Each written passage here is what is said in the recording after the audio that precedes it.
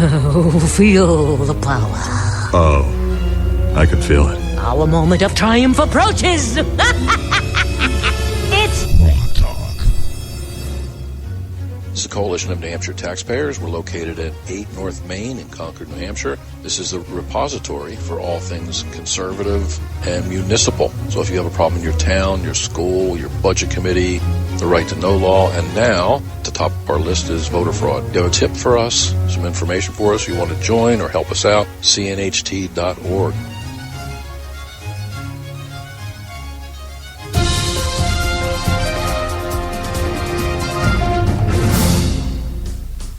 According to a recent Gallup poll, red states are home to some of the most trusted state governments in the country, and blue states are home to some of the least.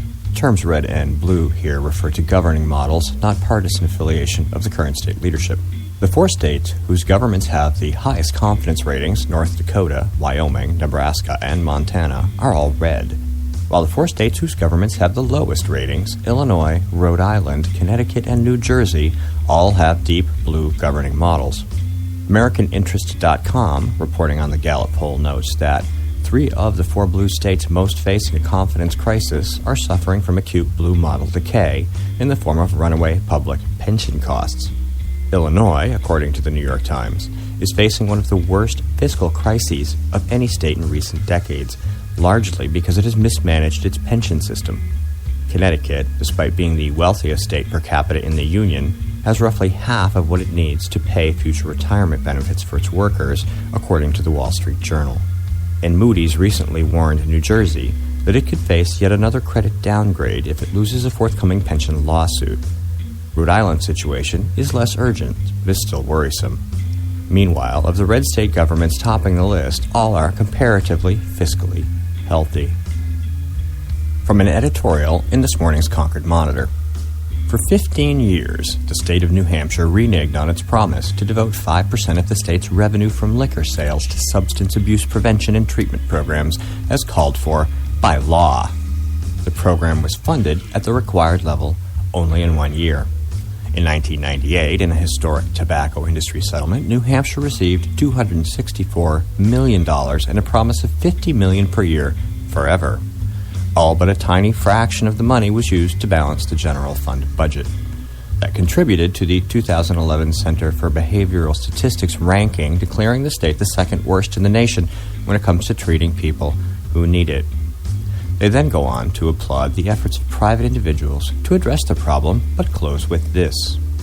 State and local government should not be allowed to shirk their responsibility to help people in need. The first thing lawmakers should do is reauthorize the Medicaid expansion made possible by the Affordable Care Act. The expanded program pays for drug, alcohol, and mental health treatment that thousands of people couldn't get without it. As if the same government from the first 2 paragraphs will become something different after they expand Medicaid. Some people just never learn.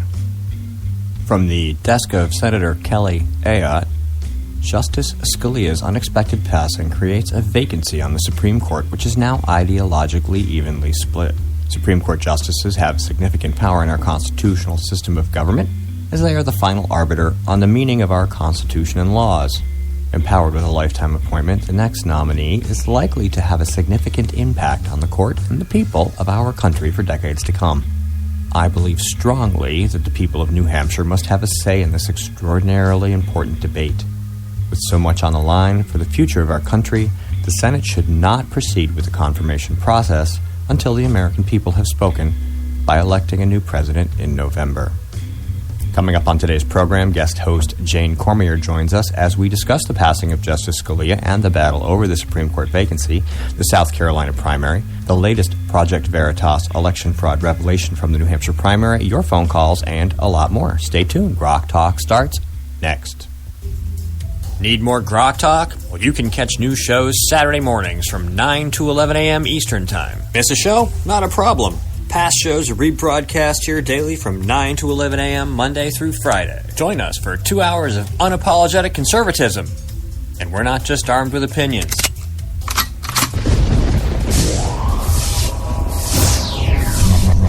Rock Talk.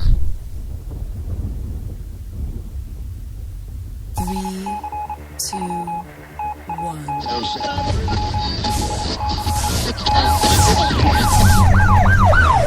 We'd like to welcome you to another edition of Grok Talk, brought to you by New Hampshire's leading conservative blog site, GraniteGrok.com. We are your feared extremist, right-wing, hard-charging, gun-toting, opinionated, outspoken, rabble-rousing, letter-writing, radio microphone-stomping conservatives and rational libertarians. So get ready for more news and opinion you could only get from GraniteGrok.com. Grok Talk.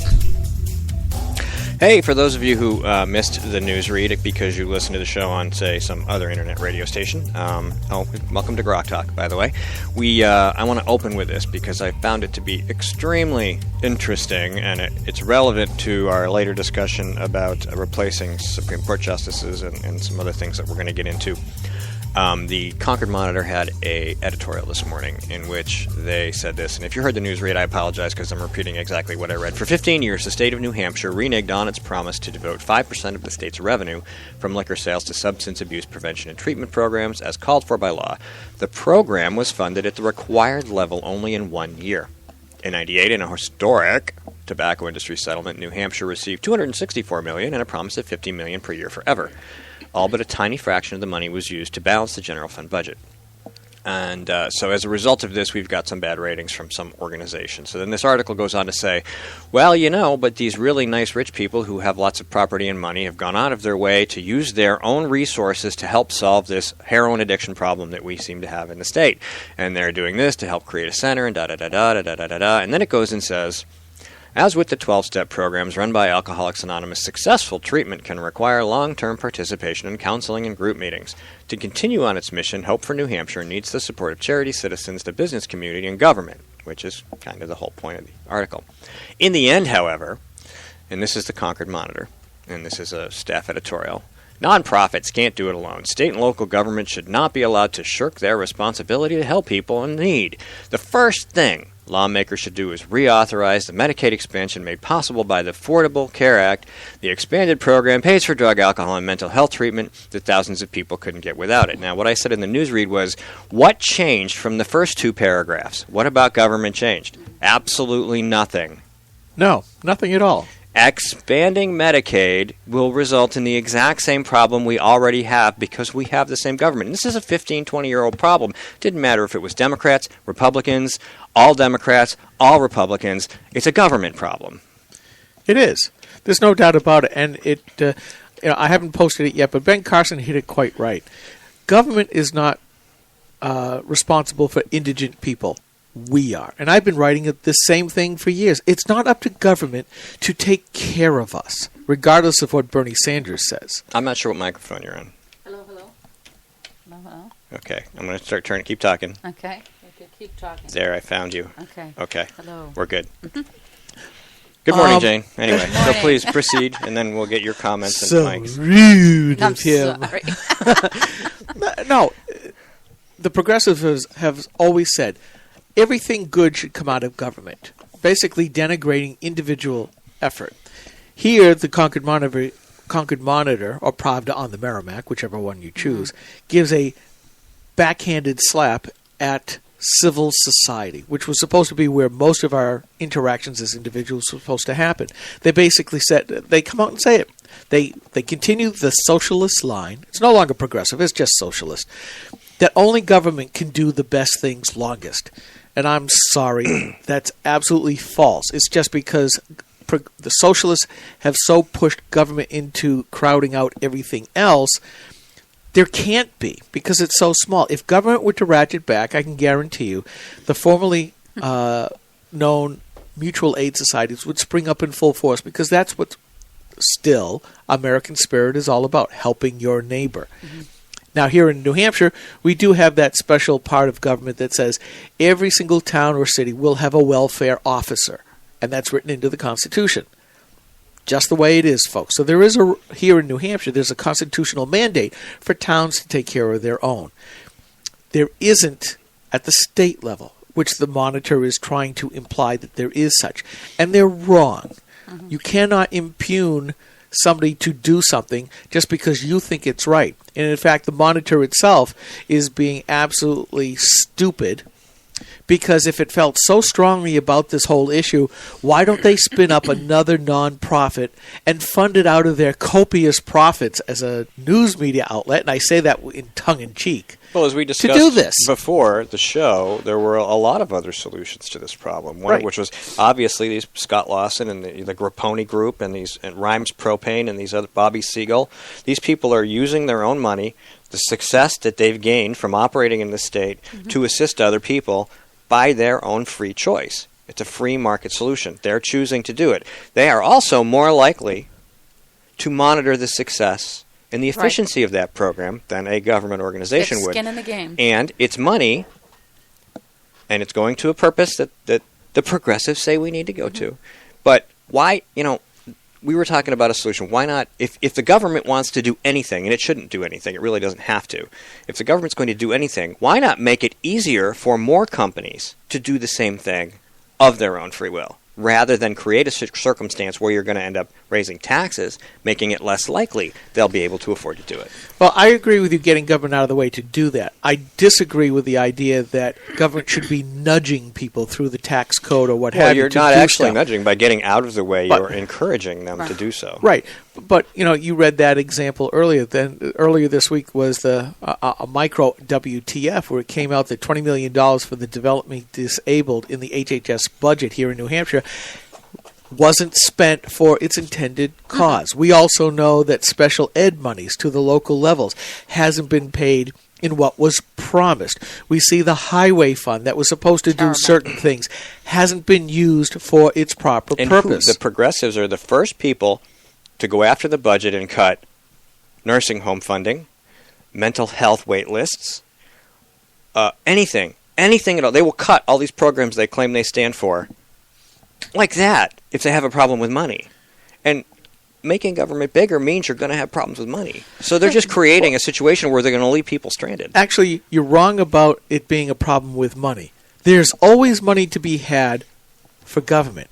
It's the political will to do the right thing with that money. Well, I wasn't being that specific, but yes. I am, because it goes to the heart of the matter, that you can't trust government. Now, I've been going through a recent spate of time where my interactions with government have gone way up. And I keep making this point over and over again, that government will do what it wants to do. You cannot trust it because of things like this, and that it is very intrusive, and then it doesn't do what it says it's going to do, or it does it poorly. I've said for years, I want government smaller. I like that phrase, wrap it up in a burlap bag, tie it off in a knot, and throw it in the bathtub.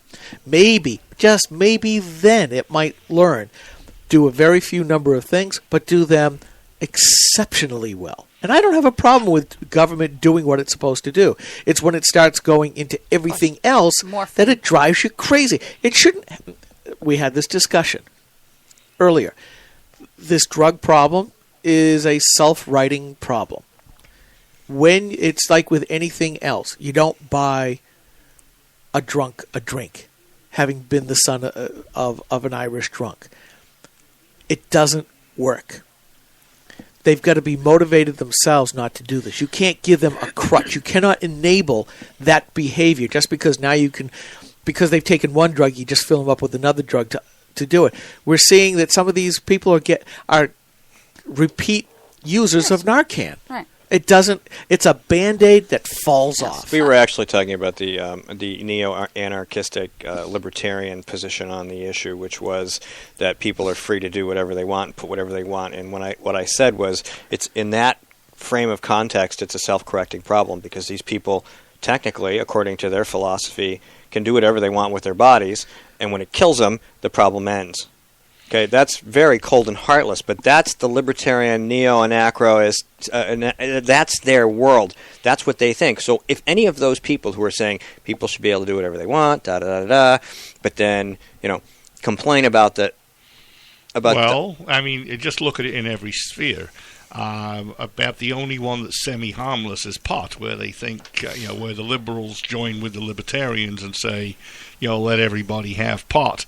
What was it? Somebody put, like for Bernie Sanders' philosophy, a chicken in every pot, or if you're in Colorado, a pot In every chicken. a pot for everybody. Yeah, whatever. A pot for every chicken. Yeah. Or maybe every snowflake. Doobie doobie doo. Pot for every snowflake. Okay. Yeah, but if you look at it, I mean, what they did with nicotine was quite simple. They legalized it, licensed it, and taxed it. And they did that with nicotine especially, and they keep raising the taxes with the excuse that if you smoke, you're a burden on public health, therefore we should take more of your money. So, I mean, the choice in any of these cases is you're going to take this stuff, it's going to shorten your life. So, I mean, the converse argument even to smoking is, yeah, but they're going to be a burden for less time. You know, what you're worried about,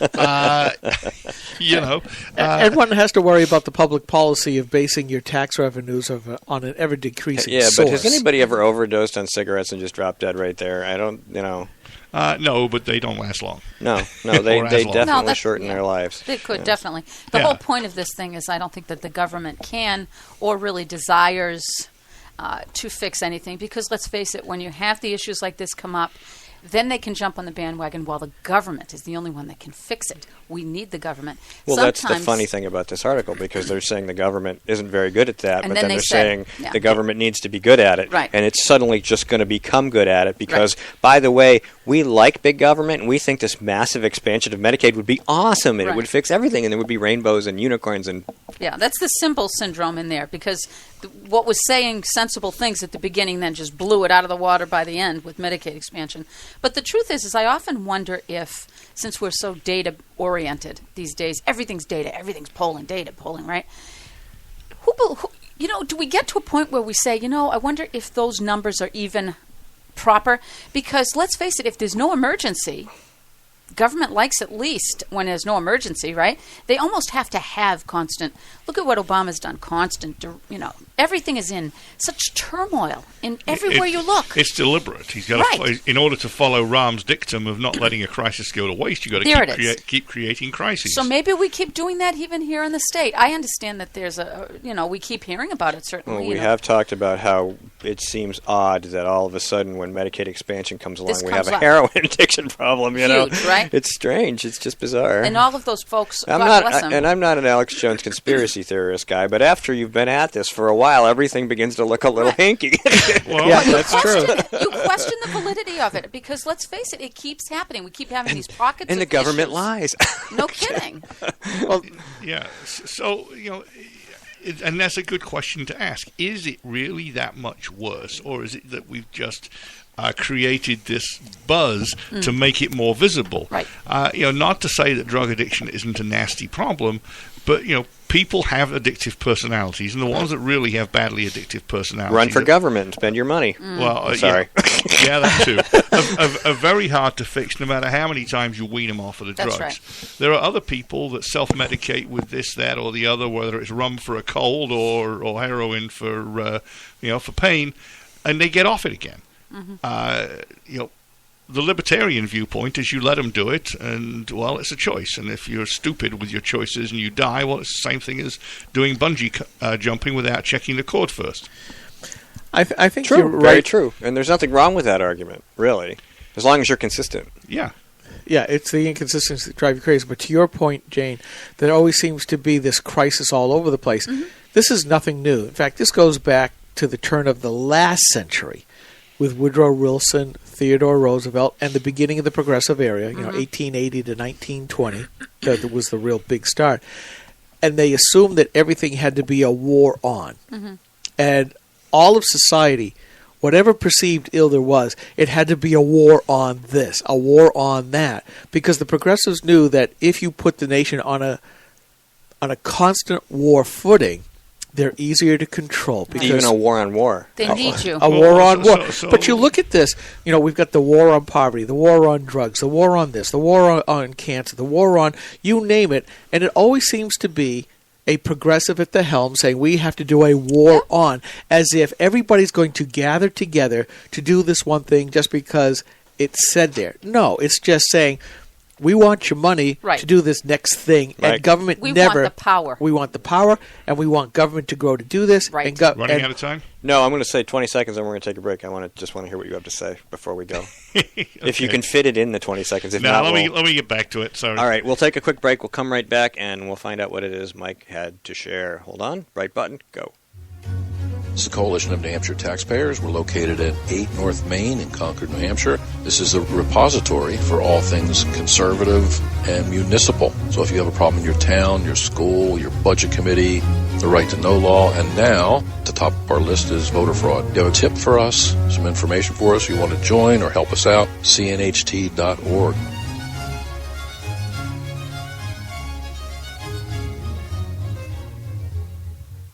Hi, this is Rich Gerard, host of Gerard at Large in the Morning, the Manchester area's only locally owned, locally operated, focused, and interested, riveting radio show, heard live every Monday through Friday from 6 to 9 on 90.7 FM WLMW, New Hampshire Family Radio, and available 24/7 live or archived at gerardatlarge.com. Be sure to tune in. Need more Grok Talk? Well, you can catch new shows Saturday mornings from 9 to 11 a.m. Eastern Time. Miss a show? Not a problem. Past shows are rebroadcast here daily from 9 to 11 a.m. Monday through Friday. Join us for 2 hours of unapologetic conservatism. And we're not just armed with opinions.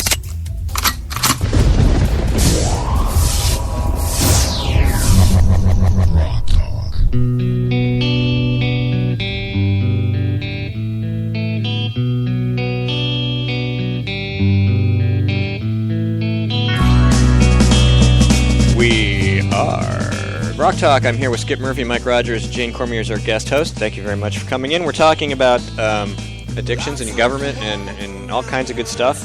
Remind you, listen to this in past programs on Spreaker, Stitcher, iTunes, TuneIn, iHeartRadio, TheRockNHCR.com, Ustream, YouTube, and of course, GraniteRock.com. Go. I screwed up, Mr. Murphy. To our leaders. I mean, listeners. Murphy's Laws has struck. Yes. Yeah, Here I am. I'm actually switching all of the shots from the two cameras and trying to do everything right. And at the end of last segment, I noticed I hadn't started broadcasting the video or recording it. So we're here to tell you that it was an awesome job, but you weren't allowed to see it. Yeah, it's like I'm doing everything I'm supposed to, except I didn't hit the right button at the right time, and I am so sorry. Anyway, you could hear it, but you just couldn't see it. So at least we had the audio version going out. So we is that all? Oh, it's on. Yeah. I am recording. It is benefit, rolling on Spreaker. We're all set. Go ahead. For the benefit of those of us who just joined us on Ustream, join in progress, as Rush would say.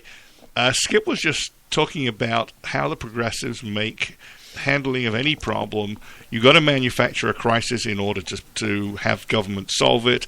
You create a war on something on the specious argument that if you put the nation on a war footing for cancer, drugs, alcohol, poverty, everything, that somehow the people will rise. Not realizing that just like any other kind of addiction, including overloading yourself with adrenaline or caffeine, eventually the body just wears out and it doesn't rise to the occasion anymore. But the question I had is, so yeah, we all know that the progressive era here and in the UK and of course even in the Soviet Union, because they weren't progressive back then, 1880 through 1920 was when a lot of the bad stuff happened. And then you said we started calling it a war on this or that in that period. So since I'm not as good a student of American history as I should be yet, who and what started calling government programs or drives a war on? I think you can go back to, obviously, World War I, where Woodrow Wilson was the first one to do that. And we didn't have to get involved in the European War, which was the Great War, as it was called back then. We really didn't have to. Yes, there was the Lusitania and a couple other incidents that kind of were the straw that broke the camel's back. Or false flag operations, as the case may have been. Yeah, Woodrow Wilson really wanted to push it, and because he saw a vast vision of how he thought the world should be. So How do you mobilize an entire nation for a single purpose? You go to war. Now, it's one thing when it is an existential threat to your country, which I thought World War II was, absolutely.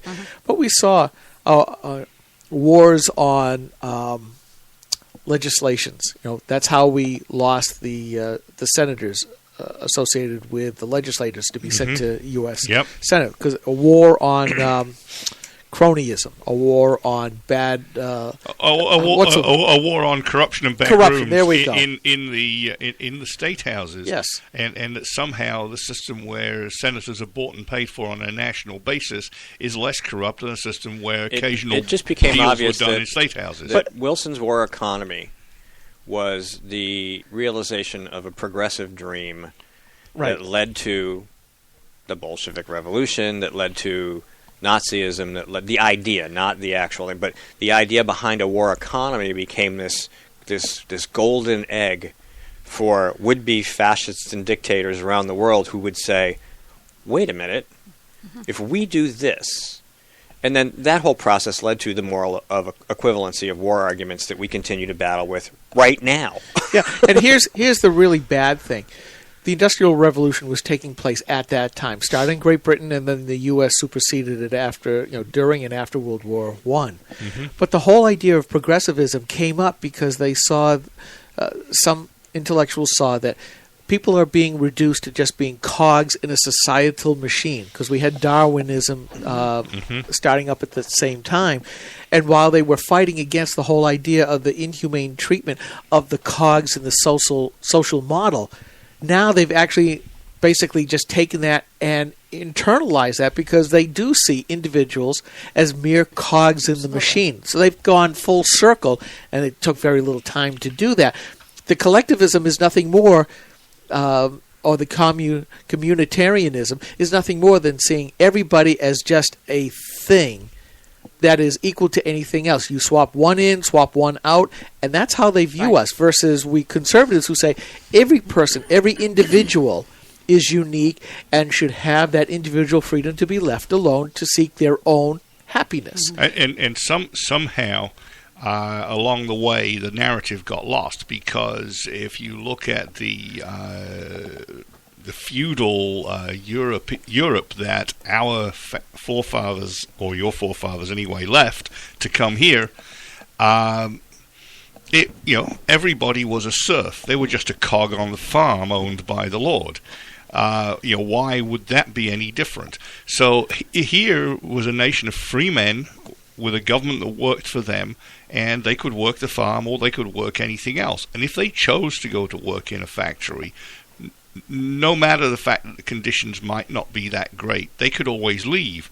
Maybe when the factory owners were colluding in the late 19th century, they couldn't walk across town to another factory because they could be blackballed, but they could always leave town and go back to the farm. They were still free men. You had a choice not to be there. Yeah, well, we see this all the time in the progressive era now, where they say, fight for 15, as if workers can't move from one McDonald's to somewhere else, better themselves. That the progressive model is that there's a constant, locked-in cement status quo. They have to change that status quo for whatever reason. They've never run a business. They've never run a business. But the point that I'm trying to make is that they've shifted their paralysis, really. But that's also coupled with the idea that history never starts until it only goes back as far as the day before you were born. That progressives don't look back into history to see what has and hasn't worked. They get rid of or in most cases, traditions. The last most inconvenient thing you were caught saying on the air. Right. Well, they don't actually have to. Like Chuck E. Schumer in 2007 or Obama in 2006 over the Supreme Court nominations here. Yep. But that's the thing. If they want to eliminate those traditions, because traditions arise because stuff worked under those traditions. There's a reason why traditions are there in a lot of cases. Traditions work with the people. Traditions give the people some sort of formative. You can get them together if they can go around a cause or like you said, an event or something. You know what's interesting to me while we're talking about how this all happened around the turn of the century, 1900, for progressivism? You have to wonder why we are where we are today, why it's getting worse, with the advent of information media I mean, you would think, you can kind of see in the old days how it worked because they maintained control of the press. They could put anything that they wanted through that vessel. And Americans, that was it. That was your information source, right? So you can kind of see how they got the early stranglehold on making the case for we need government. You need us, or we need to do this. Now here we have all of this alternative media. We have opportunity at our fingertips to see. And yet we are still in the vice of such a strong, progressive.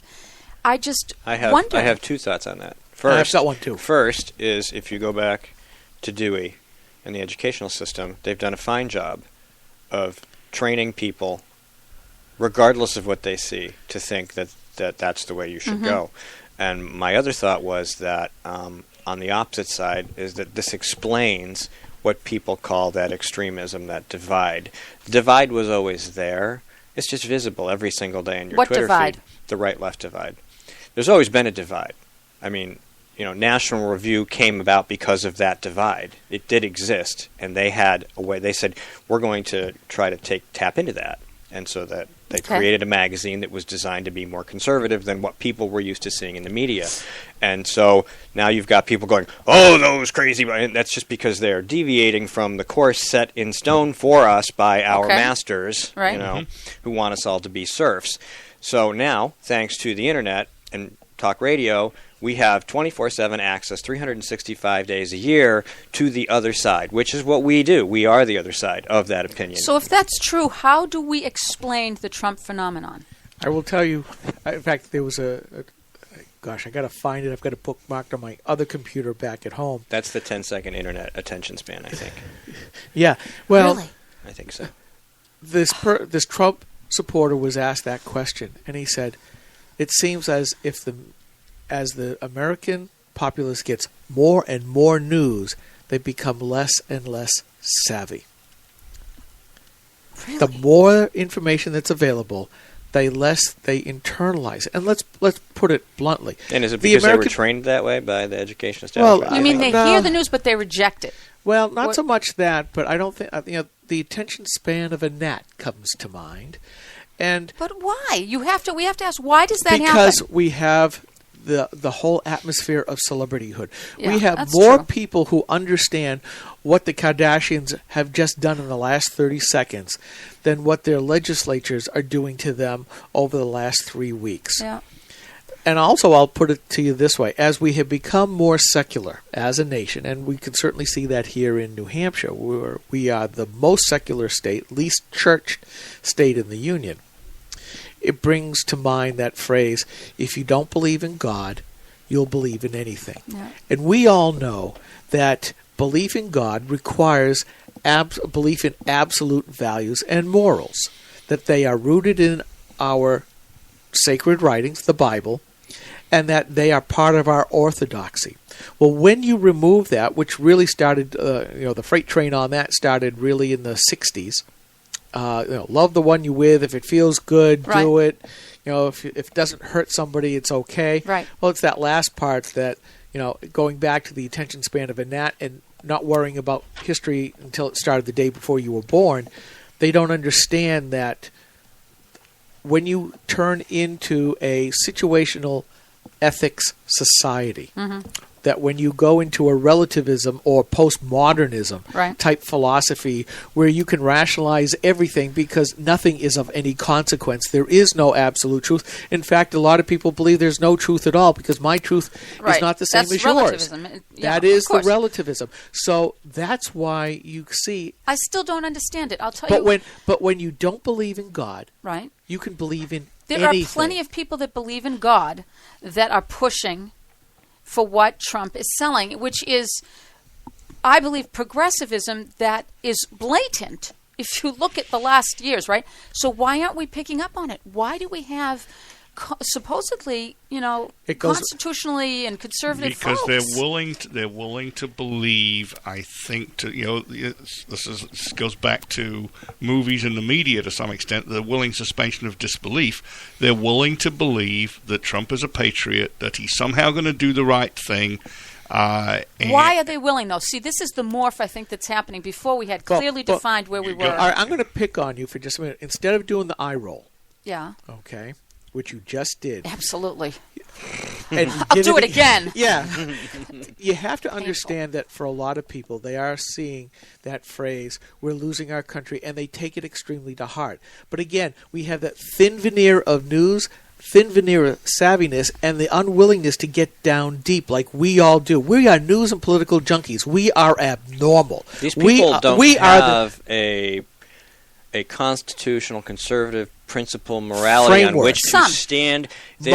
Most of them don't. Now, some of the people, and this is a great filter because I've been working on a post for over a week that I can't word right that addresses this. Yes.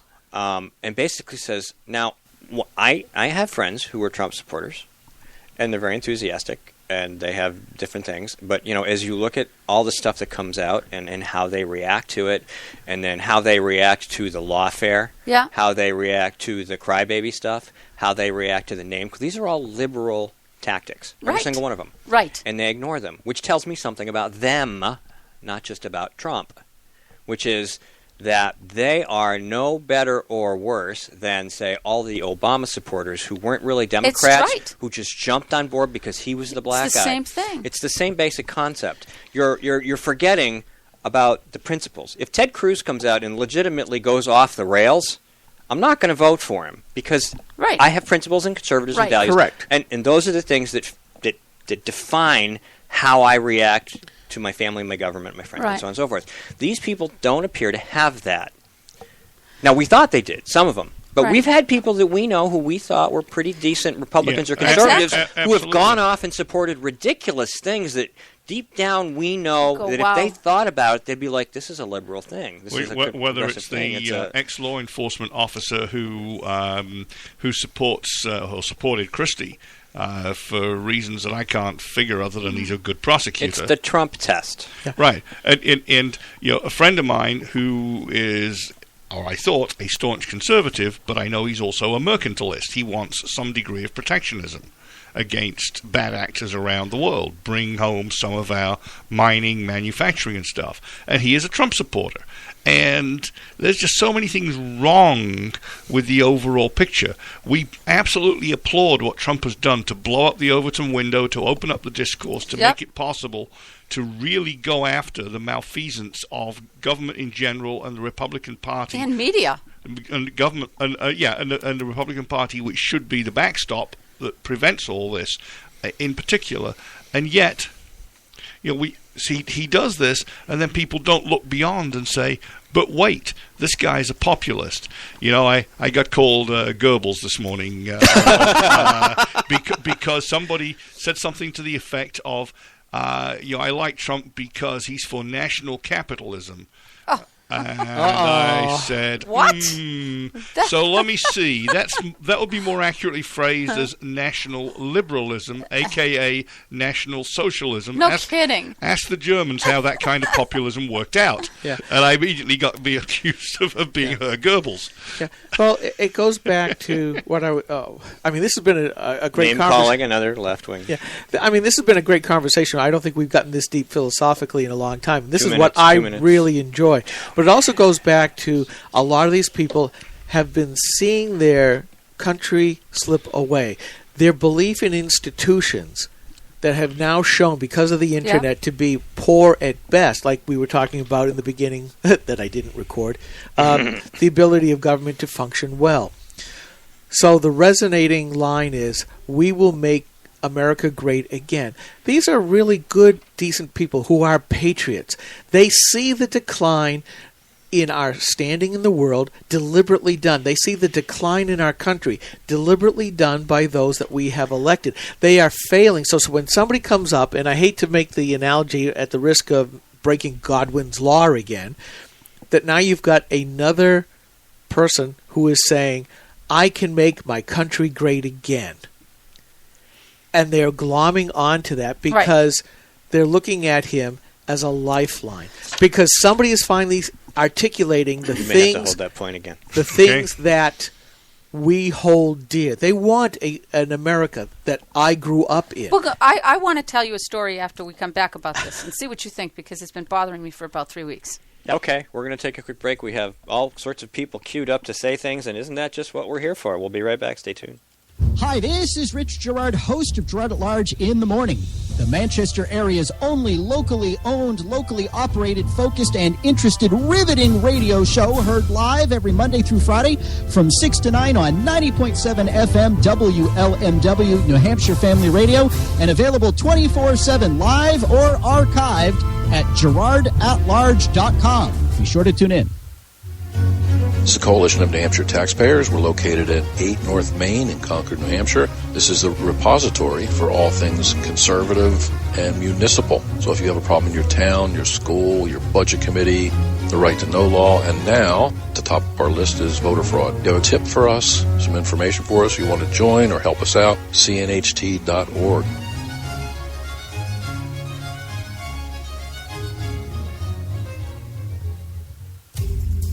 Need more Grok Talk? Well, you can catch new shows Saturday mornings from 9 to 11 a.m. Eastern Time. Miss a show? Not a problem. Past shows are rebroadcast here daily from 9 to 11 a.m. Monday through Friday. Join us for 2 hours of unapologetic conservatism. And we're not just armed with opinions.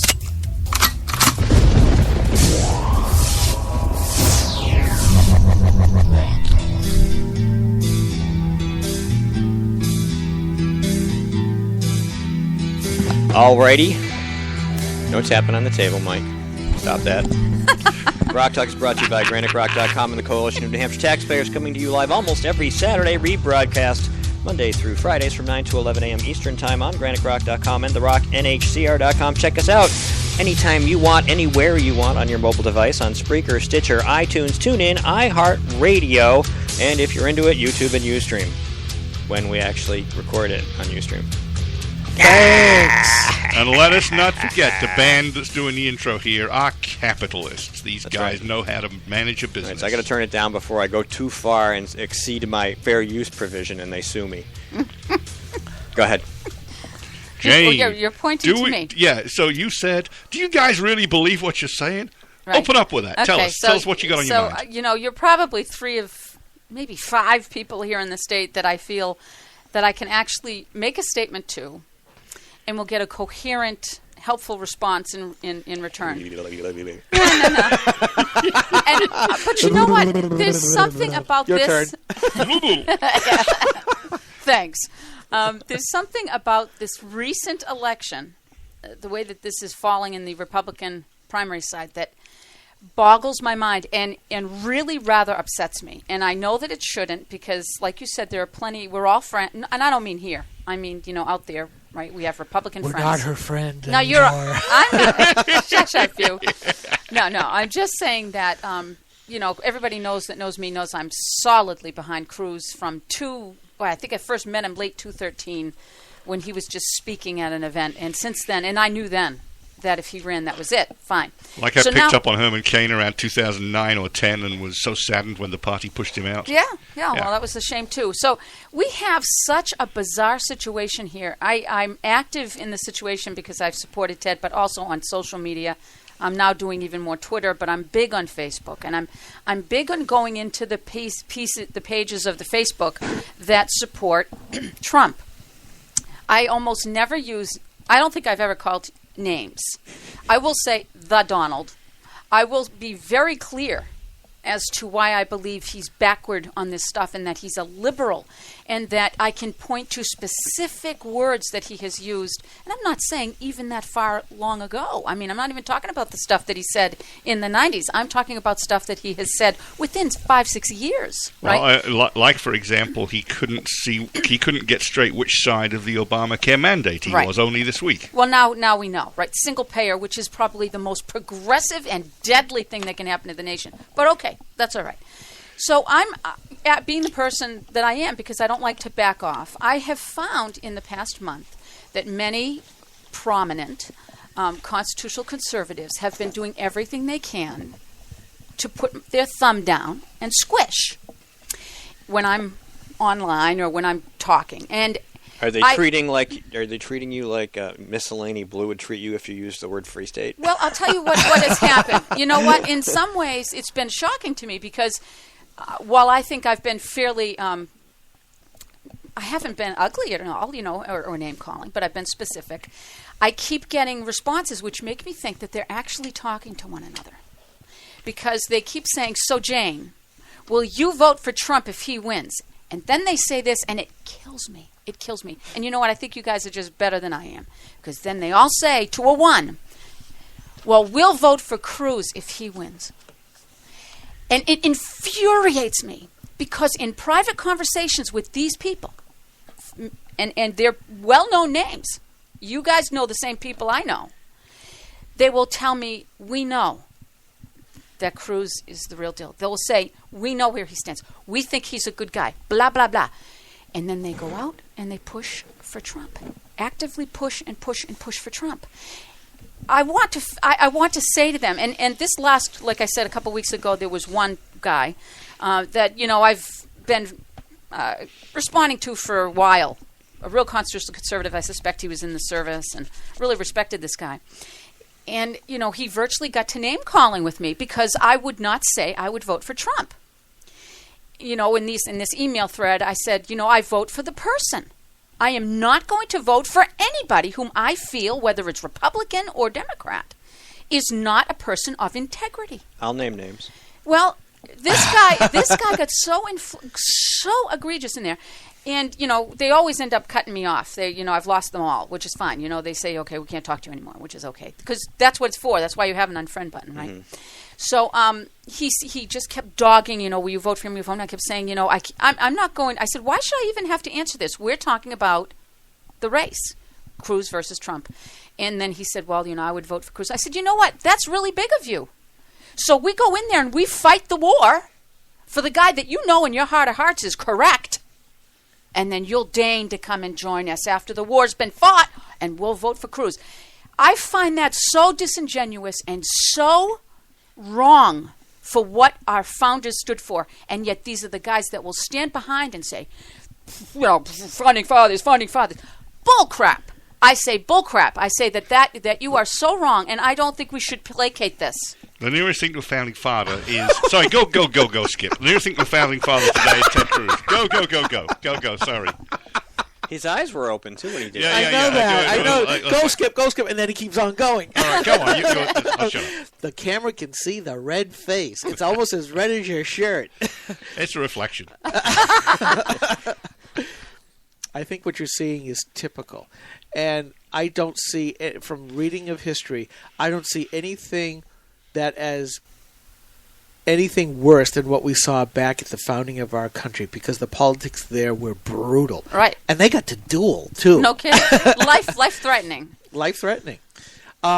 You're seeing the interplay of the cult of personality. You're seeing psychology. You're seeing mob mentality. You're seeing sociology all wrapped up into one. And this is nothing new. Every single major type deal, as far as an election is concerned, we get that all the time, except we generally, on the Republican side, and I'm not a Republican anymore, yay! We've had such a plethora of personalities and stances and numbers of candidates. We have seen that segmentation. And there, like I said, if you don't believe in God, you believe in anything. And it's the same way in politics. Because when you start to back a candidate, sometimes it's logical. We all can point to things that we like about Ted Cruz, because all of us here are Ted Cruz supporters. And we can list that stuff up because we are the analytical type here. But there's very much to be said for the psychological side, that people just operate on feelings. And whether we like it or not, that's what you might see. And there is what our esteemed friend here said about movies and the suspension of belief. Right. And I think part of that is seeing that and the sense of, I belong to a movement. But I'm not talking about the people that are uninformed that are pushing for Trump. I'm talking about the ones that know better. But they've made their stance, and now they can't back down. Why? And I said it earlier, I said, this is where we learn lessons about these people. and where they I stand. hope that that's not true because Okay? I find that It doesn't crushing. mean they can't be saved, right? Every soul can be saved. We know this is true, right? Yeah. Okay, so we know they can be Send- saved. send for Rafael However, Cruz. it tells us things about their psychology and their politics. And it says to you, maybe down the road they won't have my back. So you just assume they don't. The person that I was having an issue with was Al Baldessaro.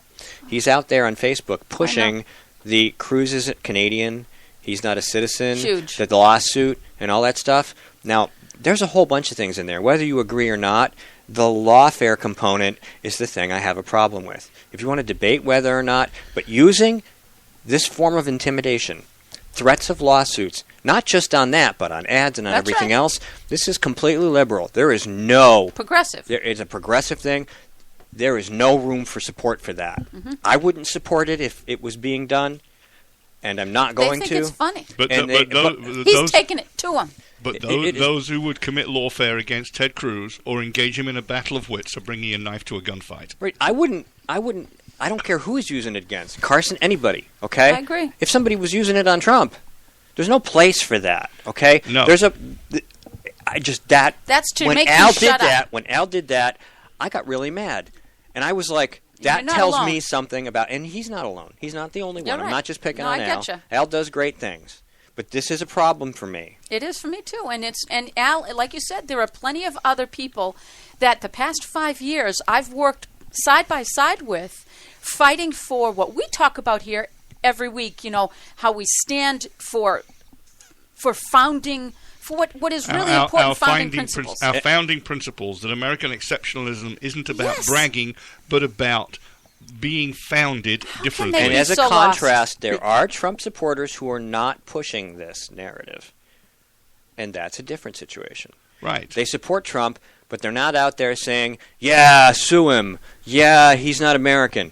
They're letting that part go by. So- They're focusing on the other things about his campaign that they like. Now, that doesn't forgive them for it No, I get necessarily, you. but it tells you something And I about agree with what you're saying. You're them right about that. as a supporter and as a politician or a person So I want engaged you in the to debate. so explain this to me then, because this is what I don't get about it. And like I've said, I've gotten multiple times almost the same wording from different folks, founding principle people, supposedly here in New You Hampshire. mean like liberal talking points? No, here's what they say.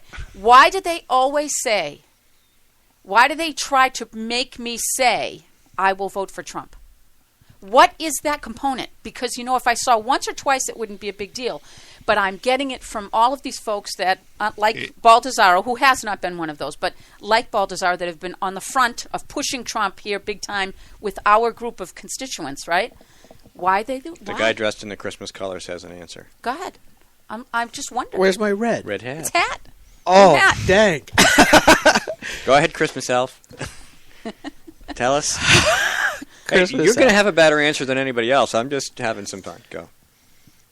Look back to the beginning of the Trump campaign, where he was originally threatened with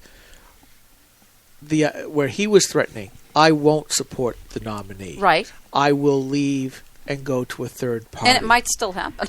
And it may still happen. But that's how, in the early time of his campaign, that's what started this. So that is part and parcel of what you're seeing here now, in my understanding, because now they're trying to use that against everybody else.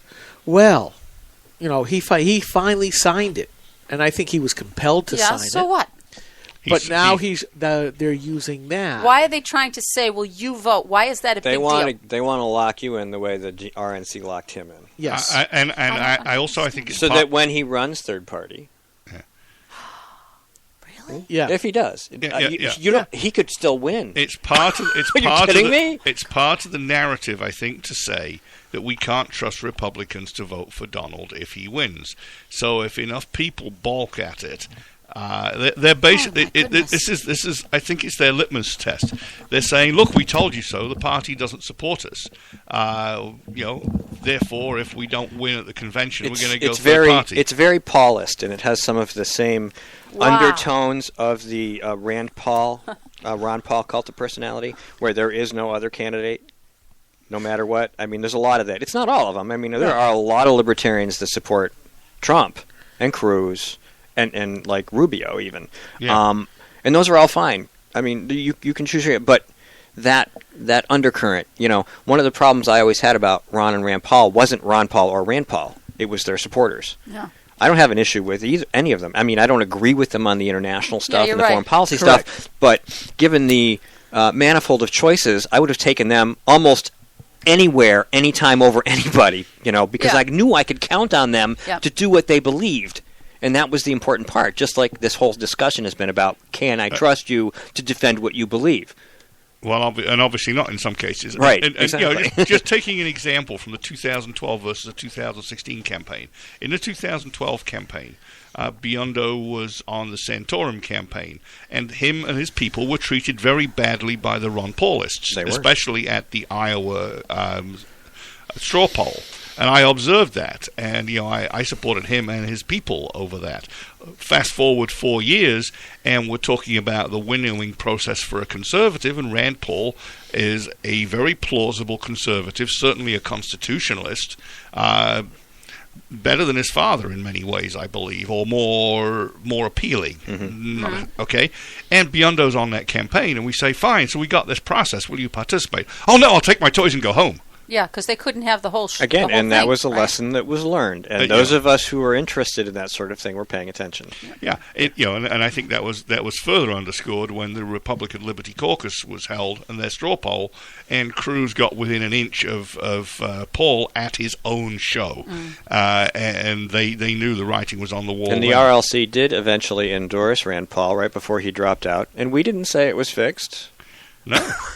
But it's the Republican Liberty Caucus. It just seems natural for me to think that that's the way they're going to go. Yeah. Yeah, but I go back to the beginning of the Trump campaign, and I think what you're seeing is that tactic being used against other people. Well, you force this upon us.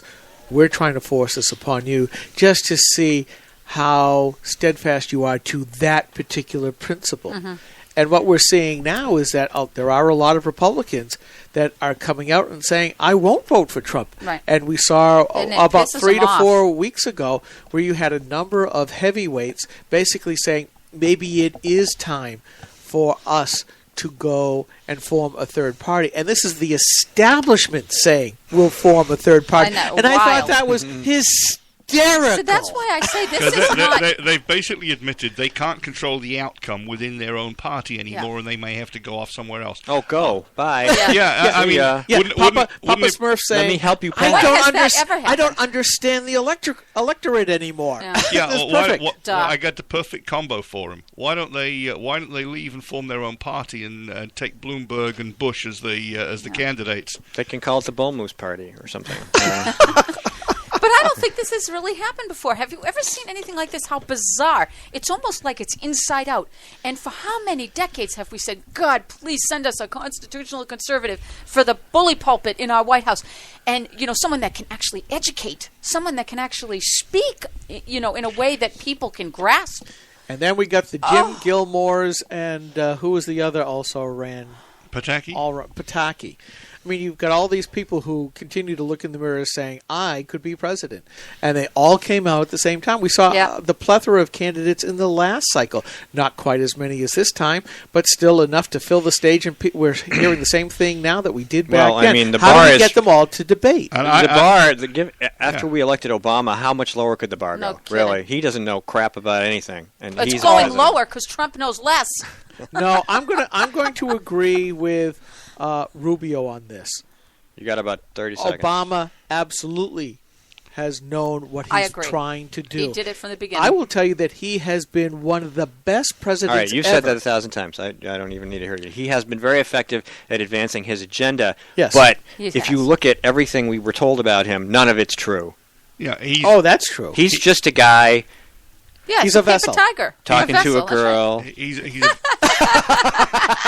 trying Go to ahead, tell go him he loves her. All right, we'll be right back. This is Grok Talk. We will be back in a couple of minutes. Stay tuned as we go to break, and I find the right buttons to push. There we go. Bye. Coalition of New Hampshire Taxpayers. We're located at 8 North Main in Concord, New Hampshire. This is the repository for all things conservative and municipal. So if you have a problem in your town, your school, your budget committee, the right to know law, and now, at the top of our list is voter fraud. You have a tip for us, some information for us, you want to join or help us out, cnht.org.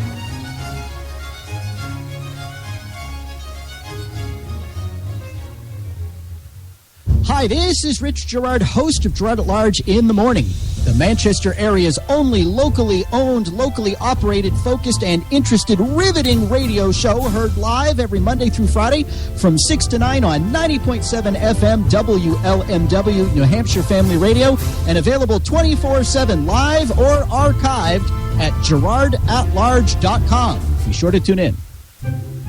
The opinions expressed on this program are those of the speakers and not necessarily those of CNHT, GraniteRock.com, this station, or anyone else for that matter. From the CNHT studios in Concord, New Hampshire, just a few blocks from the New Hampshire State House, this is Law Talk. Oh, feel the power. Oh, I can feel it. Our moment of triumph approaches. It's Law Talk.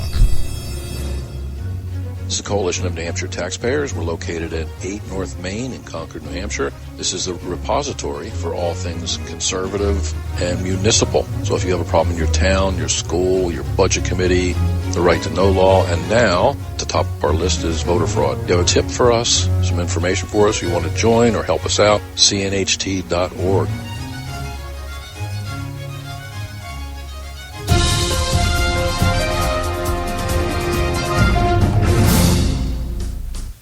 According to a recent Gallup poll, red states are home to some of the most trusted state governments in the country, and blue states are home to some of the least. Terms red and blue here refer to governing models, not partisan affiliation of the current state leadership.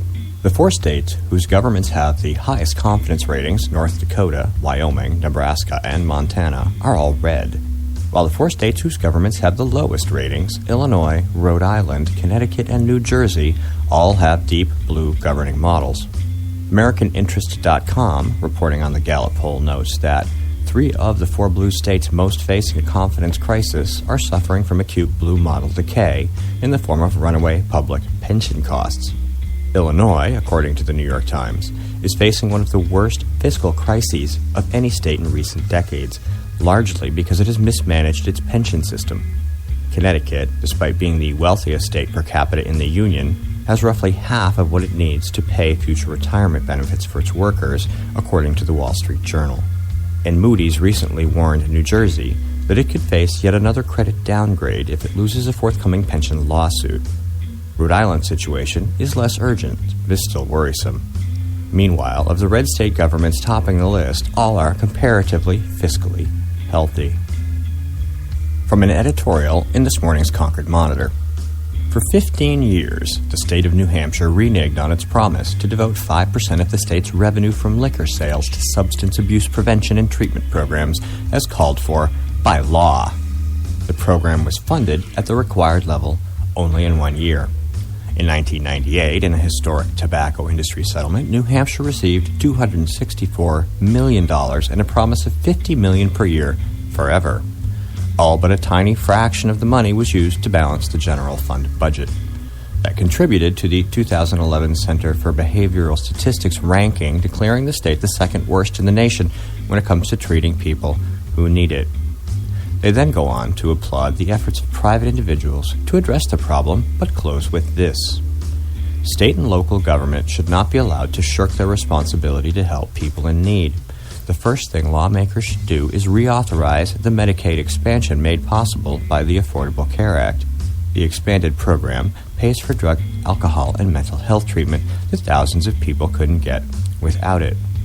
As if the same government from the first 2 paragraphs will become something different after they expand Medicaid. Some people just never learn. From the desk of Senator Kelly Ayotte, Justice Scalia's unexpected passing creates a vacancy on the Supreme Court, which is now ideologically evenly split. Supreme Court justices have significant power in our constitutional system of government, as they are the final arbiter on the meaning of our Constitution and laws. Empowered with a lifetime appointment, the next nominee is likely to have a significant impact on the court and the people of our country for decades to come.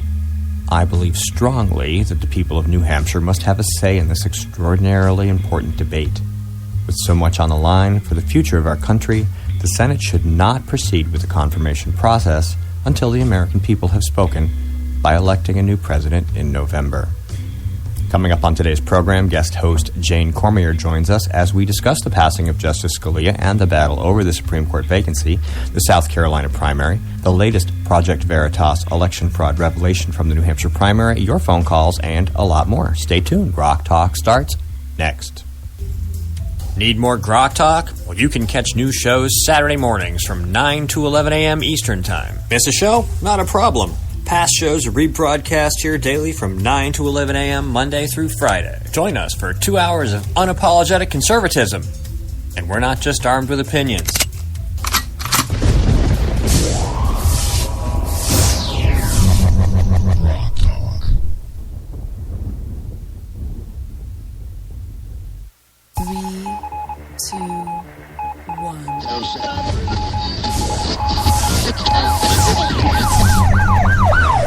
We'd like to welcome you to another edition of Grok Talk, brought to you by New Hampshire's leading conservative blog site, GraniteGrok.com. We are your feared extremist, right-wing, hard-charging, gun-toting, opinionated, outspoken, rabble-rousing, letter-writing, radio microphone-stomping conservatives and rational libertarians. So get ready for more news and opinion you could only get from GraniteGrok.com. Grok Talk. All right, it's time to play talk radio. Let's go. Okay. We haven't stopped. So I was going to start another topic, but apparently you're not going to let me. Go ahead. No. Let's just quickly revisit the tipping point and the suspension of disbelief, because I think this is crucial. What's driving the rift in the Republican Party? What's driving even the rift in the Democrat Party is that people believe the country's reached a tipping point, that the government has gone so far beyond serving them that, the government, in conjunction with whatever you call it, Wall Street, whatever interests, is in fact ripping off the country in conjunction with maybe the central banks. And we don't believe the Republican Party is the bulwark against societal collapse and protection of the Constitution that it is supposed to be.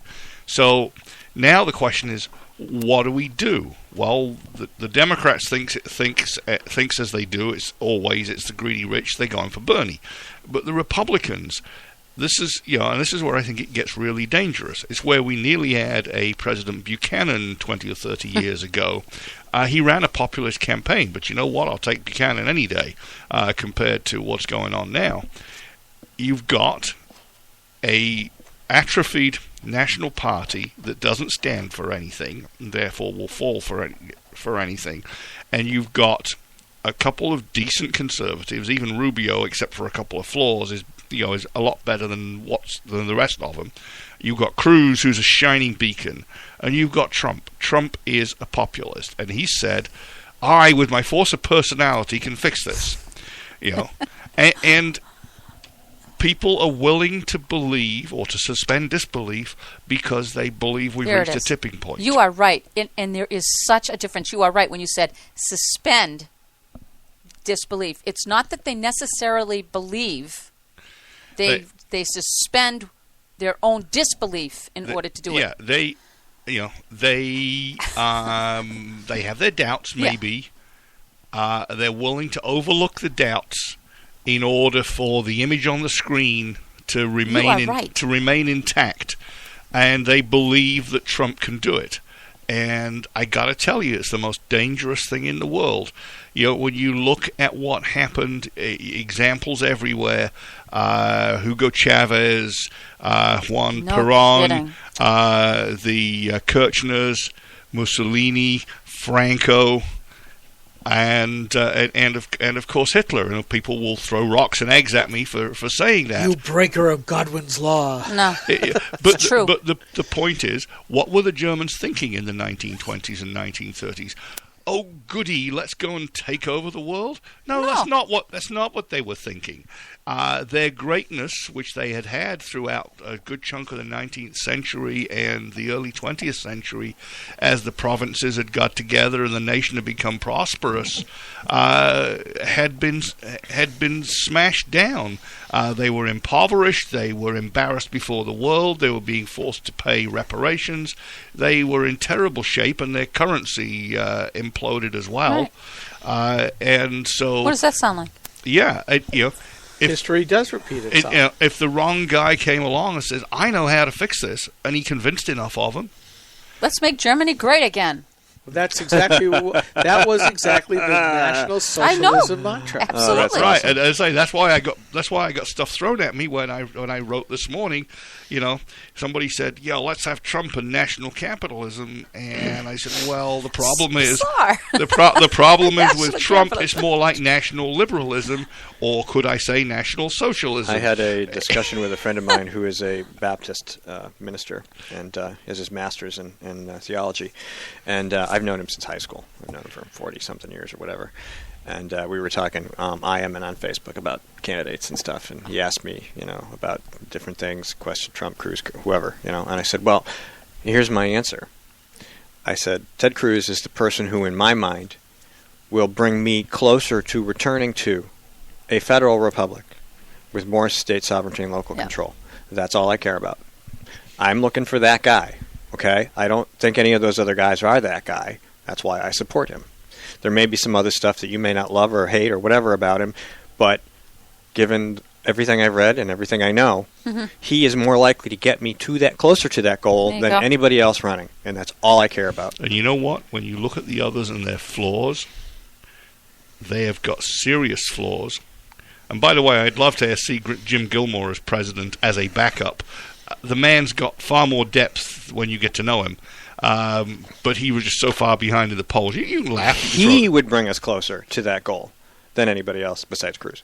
I think he's pretty good, yeah, because he understands economics, he understands world affairs, and he did a halfway decent job. Now, I didn't agree with him on everything, but the more you looked and listened, the more you realized that there was a serious and sensible guy there. And he's a gentleman and a principled human being when you talk with him. Absolutely. But you know what? Other than that, frankly, if you cannot devolve back to the constitutional republic, if you want somebody who will manage the federal giant efficiently and reduce costs, you may as well go for Jeb, because he can do that. You won't agree with him on anything else. Well, and this is the thing that we need. I don't know. I mean, I failed to articulate it properly until maybe just now or last night. All these people, Dale Baldessaros, the Doug Lamberts, the people that we know who are supporting Trump, or whoever, who are, in theory, constitutional type people who think a federal republic is better, local control is better, the money and the power should be closer to the people. Who among these candidates is the person who is most likely to get you closer? That's right. Because that's what you want the president to do. We've had all the other kinds. We had George Bush, he made government bigger. With Clinton, he made government bigger. We had Bush before him, he made the government bigger. We got Obama, he made it really bigger. If you really are a constitutional conservative or libertarian, the candidate you want, Rand Paul would be a great example of that. But he's not in the race. He didn't resonate with people. Who gets you closer to what you want at your core principle? It's not Trump. No way. It's Ted Cruz. And not just because of things he's done. We have no way of knowing what he's going to do next. We don't have any set guidelines. None. Not even over 6 months. Right. Of what grounds him with relation to personal responsibility, property, and government. We don't. He's all over the place. And by the way, there's a video out there. It goes back some while about Trump and his deals, and there's also a nice piece in Conservative HQ this morning about how it really went down in Atlantic City with the bankruptcy and the dilutions. And I phrased it the way I did for a reason, because I used to be one of those, and I've said it before, one of those independent type people who didn't pay attention to politics. I voted for Democrats, I voted for Republicans, I voted for third party candidates. I didn't have a grounding. After 9/11, I went out and got one. I read, I did research, I found out what I believed and what made the most sense to me. Yeah. And ever since then, I've been, I think, pretty consistent. I think I have 8,000 posts out there that'll prove that my message is the same. That we know what you believe. That you know what I think and where it comes from. Right. Right? Right. And so I said that specifically because we don't know with him. I mean, he may have been a raging liberal in the 90s, and I could forgive that if since then he had shown me consistently Exactly. that he had found some principles that were now guiding him politically. Correct. We don't have that. I had the chance. I'm not sure if that's the right phrase. Opportunity. But an interaction with government, to which I had to talk about history. You hit a tree. My own history. You were driving along, minding your own business, and a tree jumped out in front of your car with politics or government or something written on it. And I had a chance to review because I was asked, what is your background? What motivated you as you were growing up? What were the big things? And and I grew up in my church. I participated in all of the youth activities, Christian Service Brigade. I was in the youth choirs. I participated in the youth groups. I was president of the high school youth group. I was the same thing with the college-age guys and gals when I came back from college at the time. Got involved with the new marrieds when we did that. I taught Sunday school to kids. I taught Sunday school to high schoolers. Debbie and I were the youth leaders at our churches. I was on the Christian Ed board. I was chair of the Christian Ed board. Sang in the choirs, and then finally became a deacon, which is in a Protestant church is one step below being a pastor. But I preached as well, so to me that was my life until we just couldn't go to church anymore for various and sundry reasons, having to do with health reasons. But I've noticed that politics, even though we always hear that politics and religion should never mix, they're essentially the same thing in different ways. On one side you have the Bible for me as an evangelical Christian. For us as conservatives, we have the Constitution. Again, from what I said earlier, these are rock bottom absolute values. They are not to be trifled with. But in religion you see the mainline Protestant denominations like the Presbyterians, Episcopalians, all that, going to a social gospel. They're becoming secularized, where their foundational document, with the foundational documents are either of no consequence whatsoever. When the Presbyterians say, "Well, Jesus Christ isn't the only way to heaven," they've gone off the rails as far as that's concerned. We as conservatives understand the Constitution is the equivalent to what the Bible is in the religious world. And that's how we judge things, and that's where we want to go. But as we see, even people who call themselves conservatives, once they unhinge themselves from their foundational materials, you can believe in anything. And I think that's what's driving a lot of us. The radicals of the 60s, the real progressives, who use culture to change the culture. That was with the Frankfurt School. When they came from Germany, settled in California, found them to be too decadent and moved to Chicago. They set about to change the culture because they saw that the economic warfare, which couldn't work at that time, wasn't working. So you take the culture, like you brought up with Dewey way back in the early 1900s, you change the culture. You change Hollywood. You do this. Hollywood used to be very patriotic. World War II and previous. Now, not so much. It's changed. So they've taken those high ramparts. So my point is, once again, once you get away from those foundational materials that way back when we all, as Americans, took for granted, whether you were a churchgoer or not, whether you looked at that, but you go back to the 1790s through, say, the 1860s, that was a given. It wasn't even discussed. Right. Progressivism, that rot of a foreign philosophy, changed everything. As Bismarck, you talked about Germany being a tremendous country back in the 1800s. Well, it was von Bismarck rolling stuff up through the 1860s and 1880s, rolling up all of the German provinces. That's when they finally got their country. And by the way, national health. And, well, he was trying to beat the socialists to their own game, and he figured out, well, if I promise the populace these things, but get to use their money to give them back these things, I'll keep the real socialists at bay. So it's always been the lesser of two evils. But when that philosophy really became, Marxist and Leninism and rolled on through, to go back to your point, you've been wondering this whole time, how could we get like this? It's because we've left absolute values. Absolutely. And it's human nature. And it's human nature. It's entropy. Yeah. And my little soliloquy here was brought up because you're talking to your pastor friend.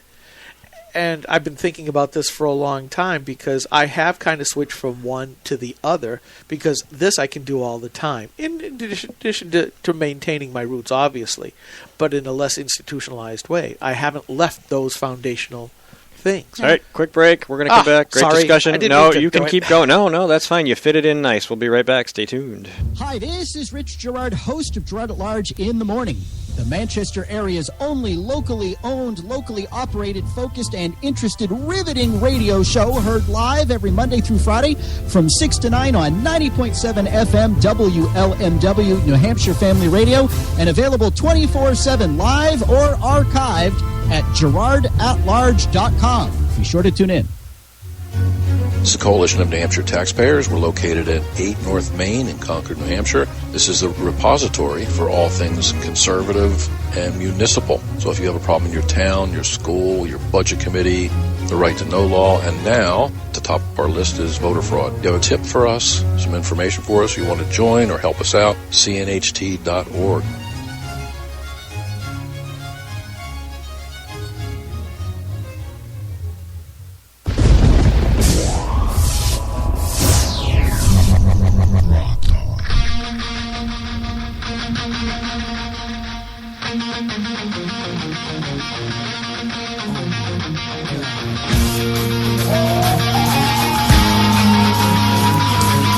We could do an entire show just on the breaks.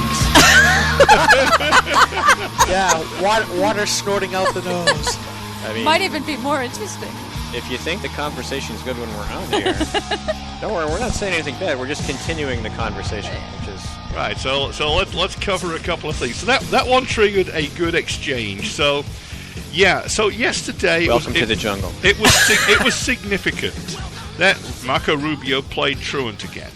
There was a conservative review convention in South Carolina. It was a big effing deal, as Mr. Biden would say. It had Michelle Malkin, Mark Levin, a couple other conservative talk hosts.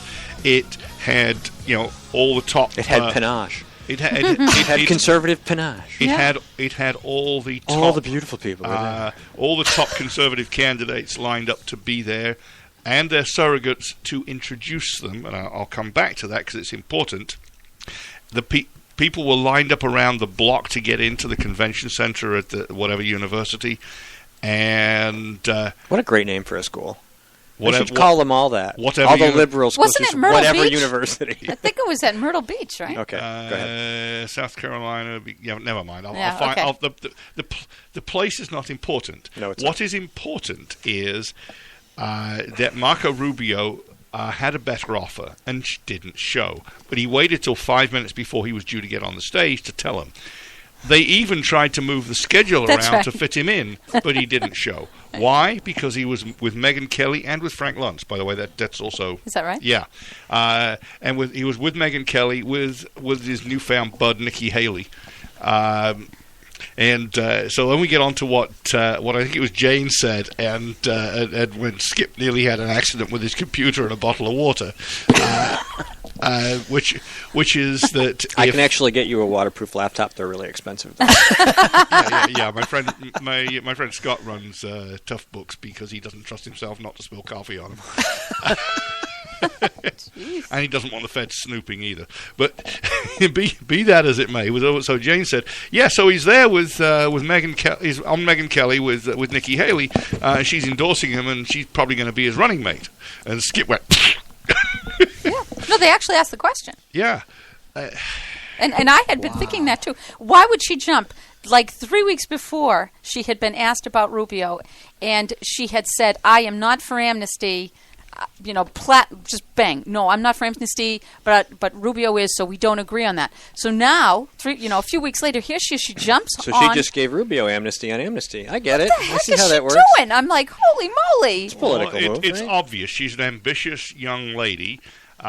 She was already allowed to give the Republican response With to a spotty record, by the way. To the state. Well, I'll come back to that. The State of the Union show, where she panned the angry voices, meaning clearly not just Trump, but also Cruz. Absolutely. Okay. So it's clear where she wasn't, even if we weren't sure where she was. But from a philosophical point of view, she's not much more steadfast than Ben Carson. I.e., she's not really quite sure where she is. So she got herself in there as a conservative, and she may be doing okay things for the economy, I'm not sure. But when it came to matters of principle, matters that black people had died for, such as the South and the Confederate flag, she caved like a cheap suit when it came to standing up for a historical symbol of the South. And let me say that again, that black people had died for. It's only the agitators, liberal agitators, that want rid of the Confederate flag. Right, she caved really quickly. She caved really quickly, and they called her statesmanlike. And so you know what this lady's angling for, and it's the VP-ship. And you know that she's not going to get that unless a rhino squish approved by the party is the nominee. Well, it ain't going to be Jeb, and they're running out of options.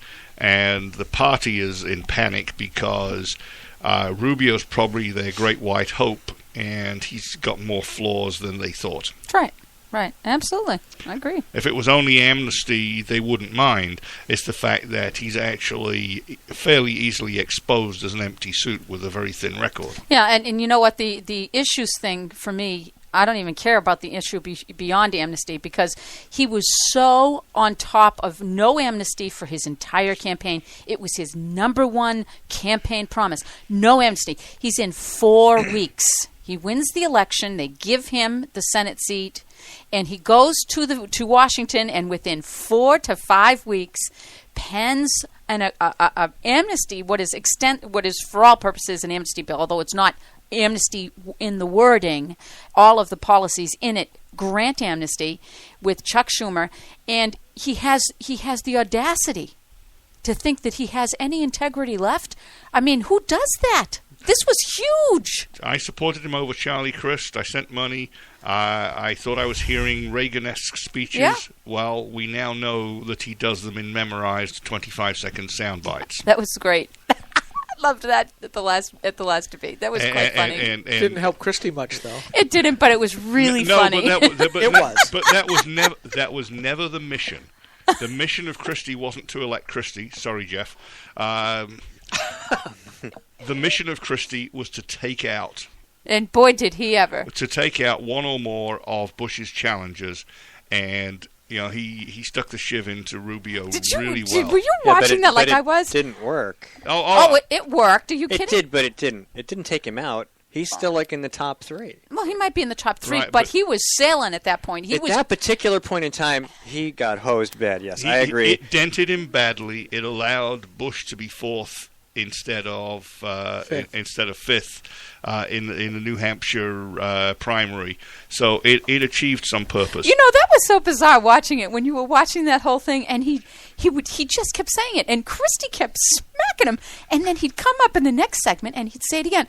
My family and I were laughing at the TV going, not again. He said it again. I mean, it was like 4 or 5 times. You have to put it, though, for Christie. The way that he was slouching at the podium, he knew it was going to happen. He was just leaning. There he goes again. That was Prosecutor Christie. Man, that was good stuff. Leaning into sorry. the jury. You're right. So to our law enforcement aforementioned friend that supported Christie, yes, he's a great damn prosecutor, but there's got too many other flaws to be president. Anyway, that matters not. It was a wonderful job, and as I say, when he backed out, I think I mentioned this last week, James Taranto's baiku for Christie was just precious. Mr. Roboto, domo arigato. I am a kamikaze. What? In other words, I came here to take you out and die. Oh, I get you. Okay. Well, do you think that caused him to die? I think he was dying a slow death anyway. No, but he achieved his mission. He did. His mission was to bomb Rubio, and he knew walking out he was going to do it. He started right off the top with it. Well, it was great. No, it was worse than that, actually. I don't want to relitigate that debate. It was worse than that. As you watched the debate open, the moderators were trying to set them up to fight against each other. And you watched Cruz and Trump, at least initially, fail to take the bait. Right. They were playing prevent defense. They knew what they were being set up for, and they wouldn't take it. Right. And they handed the softball to Rubio, and he picked it up and he charged at Christie over it, and he opened himself up so wide, Christie just turned on the buzzsaw and took him out. Totally. That's the other thing that just drove me absolutely nuts. Here's the RNC during their autopsy saying one of the biggest things we have to do is to take control of our own debates. And who do they bring in as a moderator? John Dickinson, who has advising Obama said, kill the Republicans. What kind of witless nitwits at the RNC, and I blame Reince Priebus for this, is going to allow a Dickinson to be sitting there in the main chair throwing these bombs. This is like when Granite Rock caught John King and Josh McKelvin conspiring to let's get a food fight going. Okay? And well, you know who's the head of it, right? They call him the stupid party. You know who the head of it is? The head of which? The head national committee person that is in charge. Yes! In charge of the debates. My favorite Steve Dupree. Yeah. Man, you went into overload there. The microphone probably exploded. They're going to need a little post-editing amplification, de-amplification. Yes, the person who gives money to Planned Parenthood Action Fund to take out all those that do not believe in abortion on demand at any time.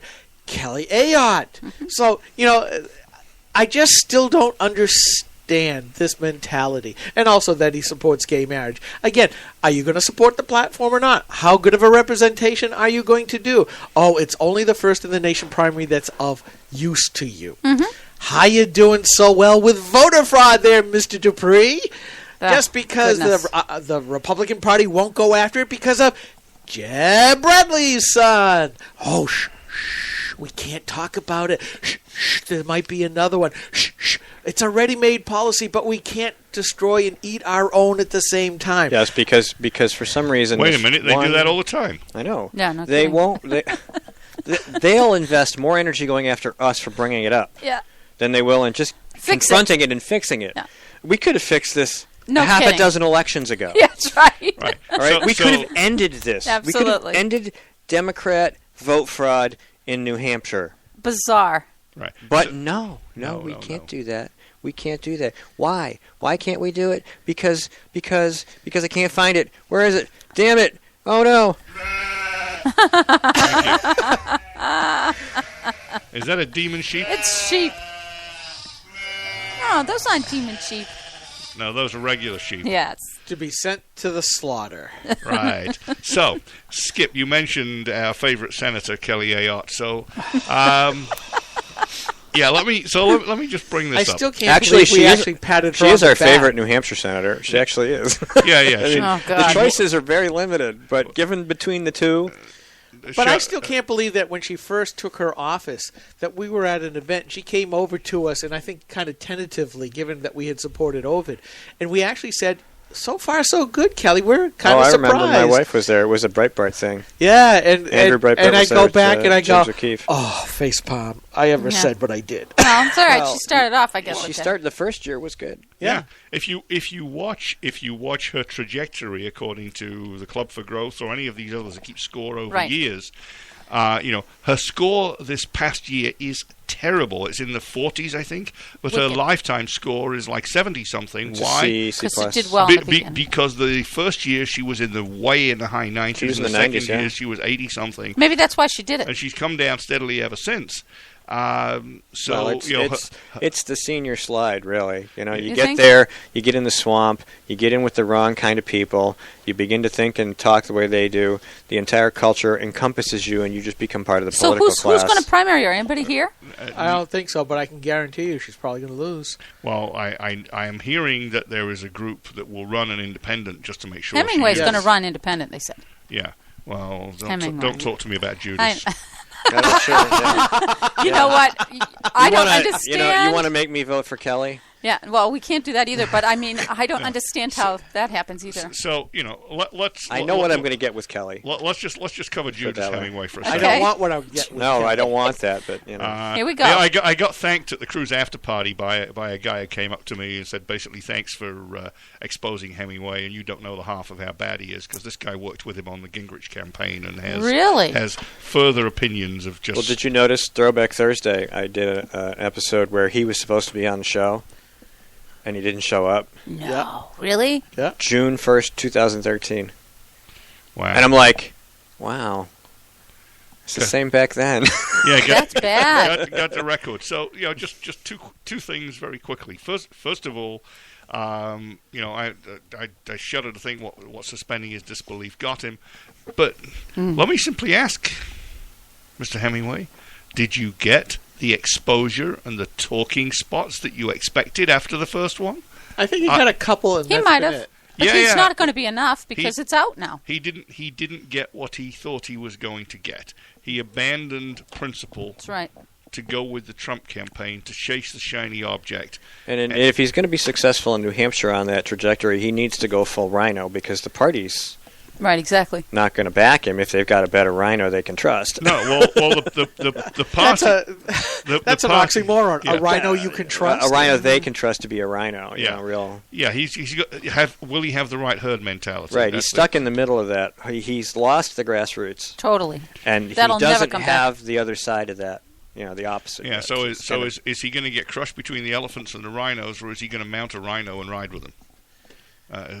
Pardon the images. That's a visualization. Well, I hear hard that. Time with. Yeah. So right now, who do we have? There is nobody else that said. Wasn't somebody telling me that James Lawrence was thinking about it? We have tried to approach Jim Lawrence, and he's not biting. I think he'd make a great candidate. I do too. Well, I could jump on that train. There's a lot of good candidates that could. I think the biggest problem is the money. Yes, it is. I would make a splendid candidate. Yeah. Yeah, right. But well, the problem is also that the party itself will do everything it can to squish anybody that really is conservative that runs in a Republican primary. So they all know that. It's not even just the money. You're just going to get squished. So before we run out of time for the segment. You're Caesar and everybody else is Brutus in the party, and you're going to step up and say, and that's it. Stabbing you in the back. You bet. Yeah, how many bruti are there out there? There's a lot. Yeah. So circling back around, interesting whispers in the wind. So Kelly stands up right away after the death of Scalia, God rest the man, and says, lays out this piece. Absolutely no way. This shall not pass. Not on my watch. And then you see the articles coming out in the semi-conservative press about how, McConnell's got this worked out so he can maintain a firewall so that the ones that are in squishy states that might have to defend their actions can say they voted for it before they voted against it, and they name Collins and a couple other squishes, and Ayotte, of course. And right off the bat, we have this new PAC called Judicial Crisis Watch that is now running ads here in New Hampshire proclaiming how wonderful Kelly Ayotte is. And I had a back and forth with one of these folks because they sent it to Granite Rock. I got it, and I started to have a back and forth telling him, let me tell you how it really is here. And, their only response is, well, we're trying to encourage her to do the right thing. And I said, you're too late.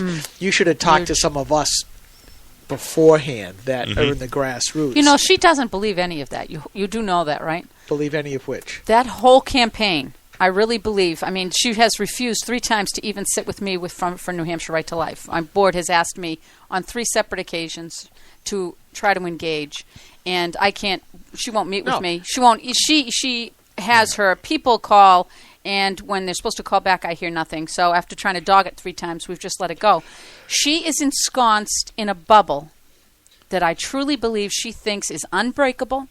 She's got everybody in the Rhino Factor holding guard around her, and I really believe that entire campaign believes that they are untouchable, and that it's just a matter of wearing it out, so that just get there and she'll just be inserted right back in. They believe that. We ran through that at the first time Frank Ginter tried to go for re-election. He thought that too. You're right. With Walt Havenstein running for election. We saw that with Charlie Brown. We saw it with Charlie Bass twice in the time I've been with you guys on this program, where he lost once because he was acting like a Democrat and was replaced by a real one, Paul Hodes. Yep. And so he got religion and he came back and said, I'm a conservative. He rode the Tea Party wave in 2010. No, he rode Jennifer Horn's tailcoats.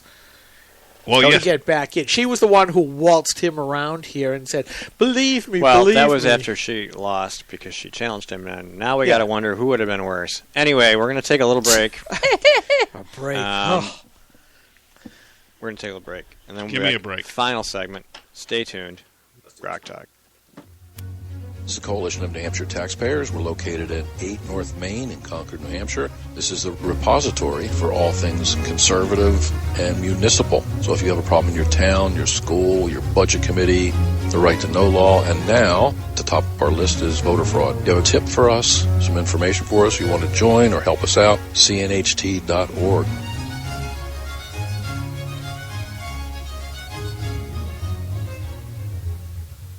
Hi, this is Rich Gerard, host of Gerard at Large in the Morning, the Manchester area's only locally owned, locally operated, focused, and interested riveting radio show, heard live every Monday through Friday from 6 to 9 on 90.7 FM WLMW, New Hampshire Family Radio, and available 24/7 live or archived at GerardAtLarge.com. Be sure to tune in. Need more Grok Talk? Well, you can catch new shows Saturday mornings from 9 to 11 a.m. Eastern Time. Miss a show? Not a problem. Past shows are rebroadcast here daily from 9 to 11 a.m. Monday through Friday. Join us for 2 hours of unapologetic conservatism. And we're not just armed with opinions.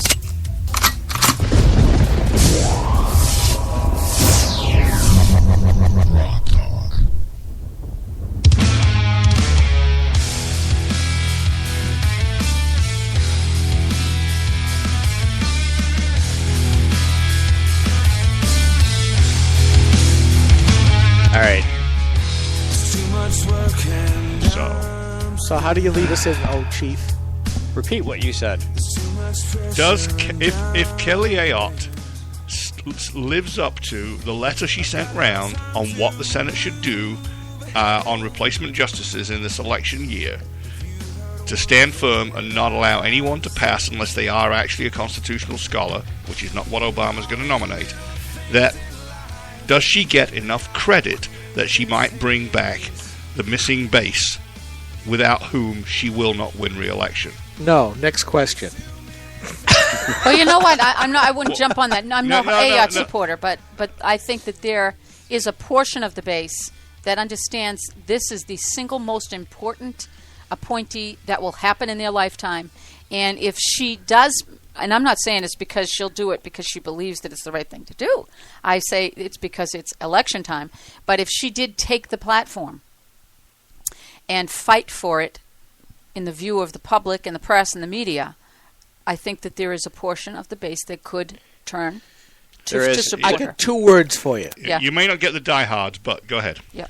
WOTUS and CPP, Waters of the United States, and the Clean Power but Plan. she's right, though, I because know. I know people who are otherwise Al Baldessaro-type conservative folks who have been defending Kelly because normally they wouldn't, and I have issues with them, too. Mm-hmm. But she could get those people to vote for her. Maybe, but with those 2 things, the EPA trying to basically say this is what Americans will use for energy, and take out anything that doesn't belong there. And with WOTUS, they will basically become the National Zoning Board. Yeah, absolutely. We will have lost all control over everything. I agree. Listen, I agree with you. And she's in favor of those. I understand, but you know what? You're getting in the weeds here for the folks that don't really like. How many people do we know from the Trump thing that they don't pay attention in the weeds? If she was smart enough, and I'm not sure she will be doing it, I'm just saying to take her office and use it as a platform to say no, no, no. I think that there is a percentage that could say, you see, you throw them a bone. This is all about throwing bones in the campaign, you know? You throw somebody something so they can grab it and say, yeah, but, and you can grab it in hard enough that you can maybe sway a few votes. That's all it's about. I think she's going to be more of the Scott Brown kind, that when she realizes that she's in big trouble, she's going to try to out-abortion Hassan. But it'll be the Supreme Court That'll be a nomination big instead. problem for her. But yeah, okay, she could, I guess. Yeah, if she runs to the left of Hassan, like Bash tried to run to the left of Hodes, and we'll just add that trophy to our little case. Loudly. And Brown ran to the left of Warren and Shaheen, and lost. You got to show principles. Yes. If she stands on principle on the Supreme Court, I think she wins back just enough votes that she might squeak it. It's going to be a tough call. Yeah. Because at that point, you're going to say, well, do you trust me with the next Supreme Court justice, or do you trust Hassan? Yeah, that's a hard question. That's a tough question. So they're probably talking about this. They're discussing this. Trust me. This. Well, they are. All They're right, not I will stupid. grant you, she might. Let me tell you. She might squeak by if she sticks through it. A little but bit, if she yeah. caves, she's not even toast anymore. Oh my God! She's If she burnt- caves on this, she's forget crispy it. critter. You pick one. You can't pick anything at that point. There's I nothing am left going that to you say, could support her with. as I write back to her campaign people every time, you have lost this election. You will not get it without the enthusiasm of the base. Hassan will walk all over you. If you stand firm on this item, you just might win back enough people to squeak it. Interesting. You know what I did yesterday, Joe, that puts a grin on my face? I got the donation ask from the Friends of Kelly Ayotte. I simply took the self-addressed return envelope, sealed it, put it in my mailbox with nothing in it. They're going to spend a dime to get an empty envelope. I'm so proud of myself.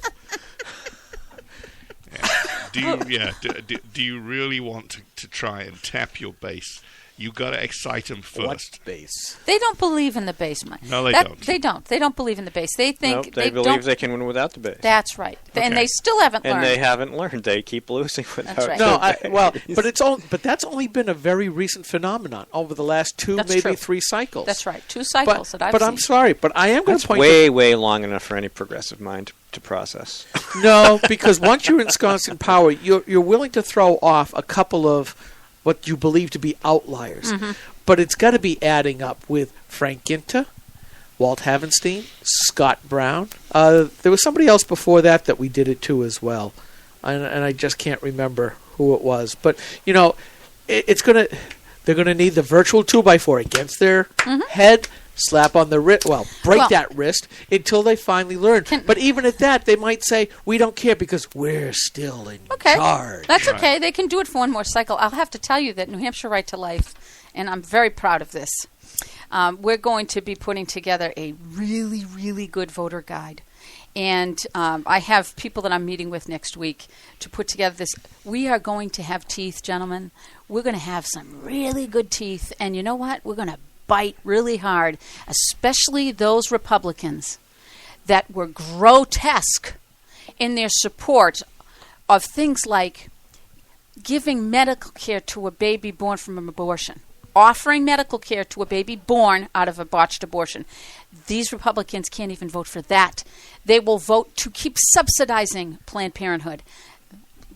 Warning, warning, warning. The games have begun, and New Hampshire Right to Life is going to have a say at this election. Every penny we have in the bank is going to go to make sure it happens. And did you notice that the Senate Republicans just locked down even tighter campaign finances? I read that in the UL, and I went, how the heck did this get past me? Because that's something I generally look for. They're tightening up the reporting requirements of people. Oh, is this related to the crap they passed last year?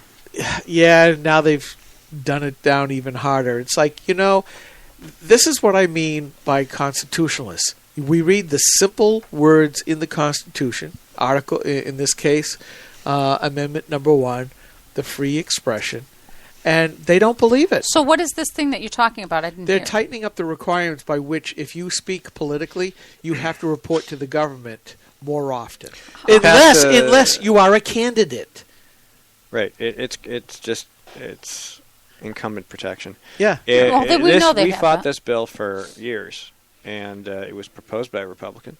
It keeps coming back because, And they passed it last year. It passed the Senate? Last year. Yeah, Stiles is the prime sponsor. Last year, the year before, the actual bill passed, and now they're just starting to crank their thumb screws down on it. So the Democrats, at least what they stand for, even if they lie about the details in order to get their bills passed. The Republicans don't stand for anything, and as a result, they have to resort to deception just to protect their own asses. Mm-hmm.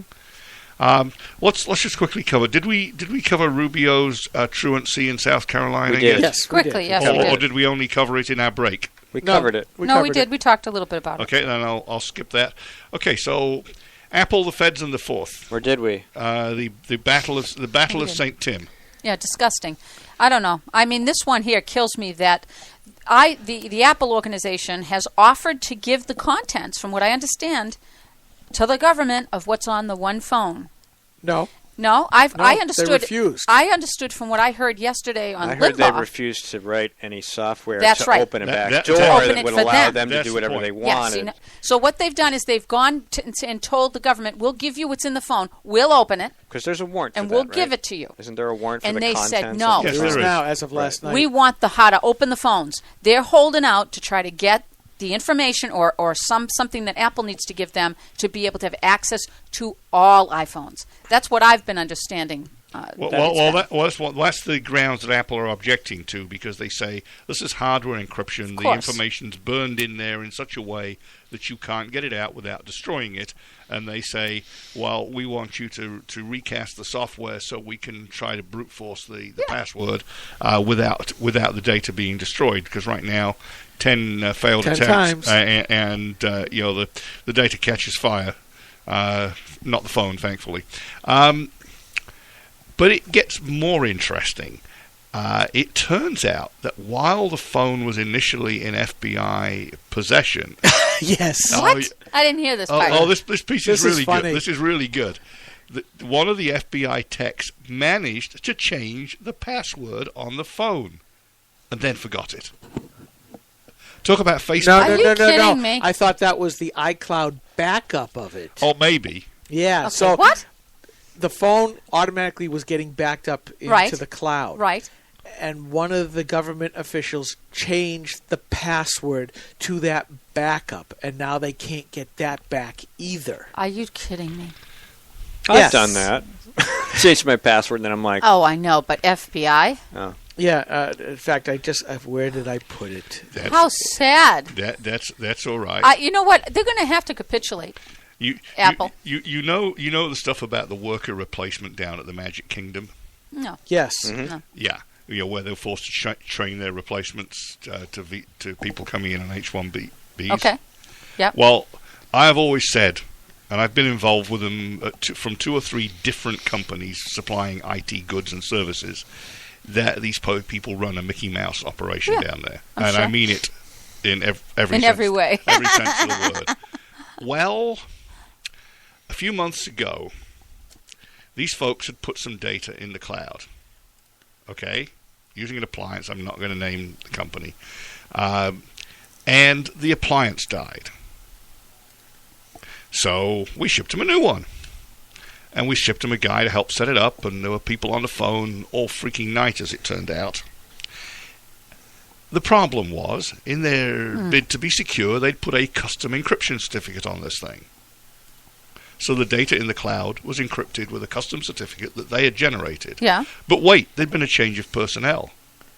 And the person who had left had not saved a copy of the certificate or the passphrase.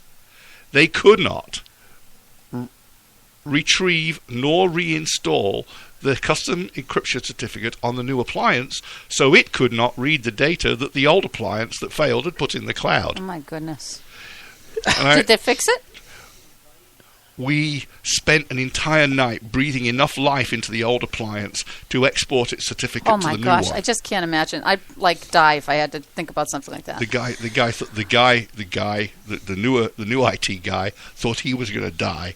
So you can imagine how he felt when we finally fixed it. Let me go back to the original thing here. My take on this is that here we see government demanding something special for and of itself that it will not let, or says that ordinary citizens should not have, which is the encryption right from the get-go.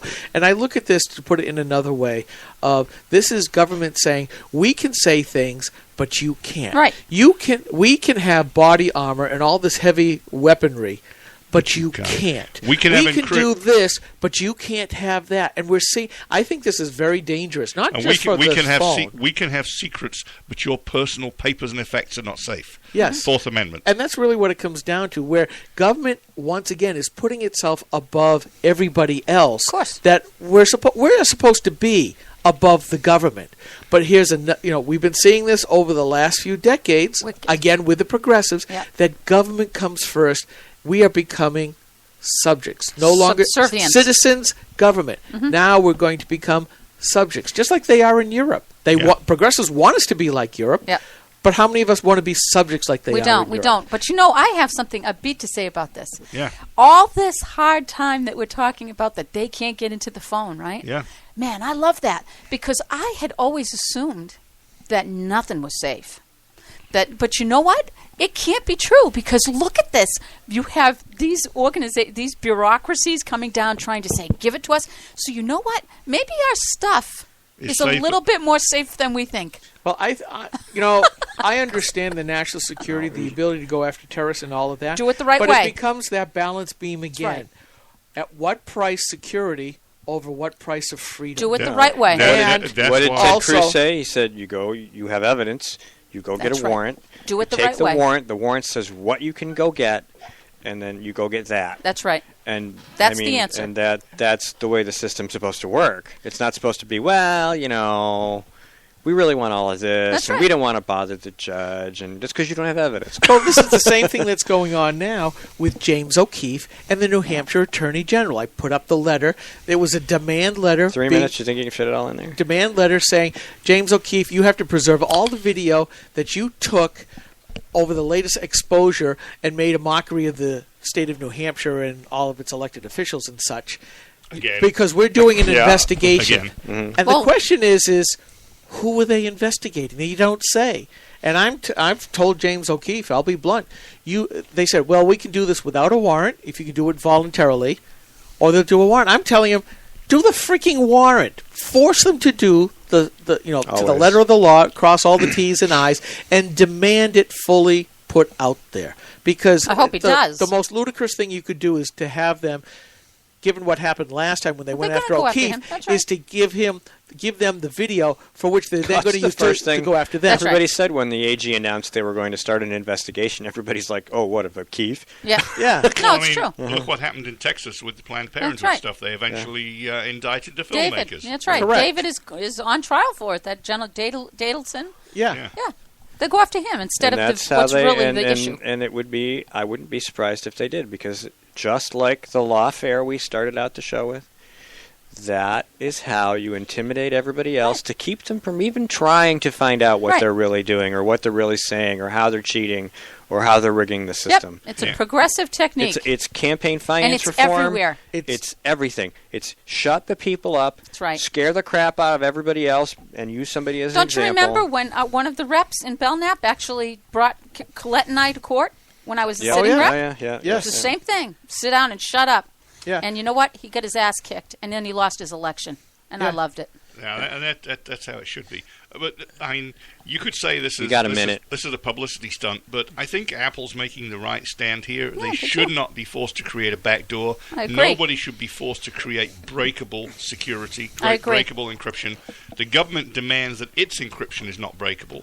When the government sponsored the competition of ideas that resulted in AES, the currently used encryption standard. It was meant to be unbreakable, and there were voices suggesting Apple should just do a commercial that includes the Wouldn't part that be where the great? federal government got hacked and all those people's. Yes. That's perfect. You You're want them, right. a nice Apple commercial. You want these guys in charge of keeping safe backdoors to your phones? I don't think so. Yeah. I had actually thought that Google had already effectively Introducing caved the to I Apple. did too. to the I don't feds, think so. But it turns out that the newer generations of droids are also Right. fitted with hardware encryption that can't be accidentally So isn't that broken. great? I love this. This is terrific. And like I said, go back 20 years or so. Phil Zimmerman invented PGP, and done. he committed the crime You have to of stop. publishing it. You have to stop. We have to go. Thank you very much, world. We'll be back next week. Need more Grok Talk? Well, you can catch new shows Saturday mornings from 9 to 11 a.m. Eastern Time. Miss a show? Not a problem.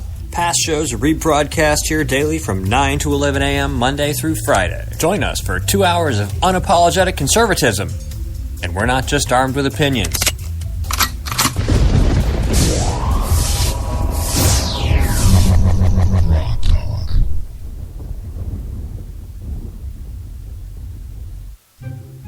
The opinions expressed on this program are those of the speakers and not necessarily those of CNHT, GraniteGrock.com, this station, or anyone else for that matter. Some of the content on this program is shared under the fair use provision of U.S. copyright law, found free in the public domain, or covered under Attribution 3.0. Some of the music on this program is provided by Kevin MacLeod at Incompetech.com.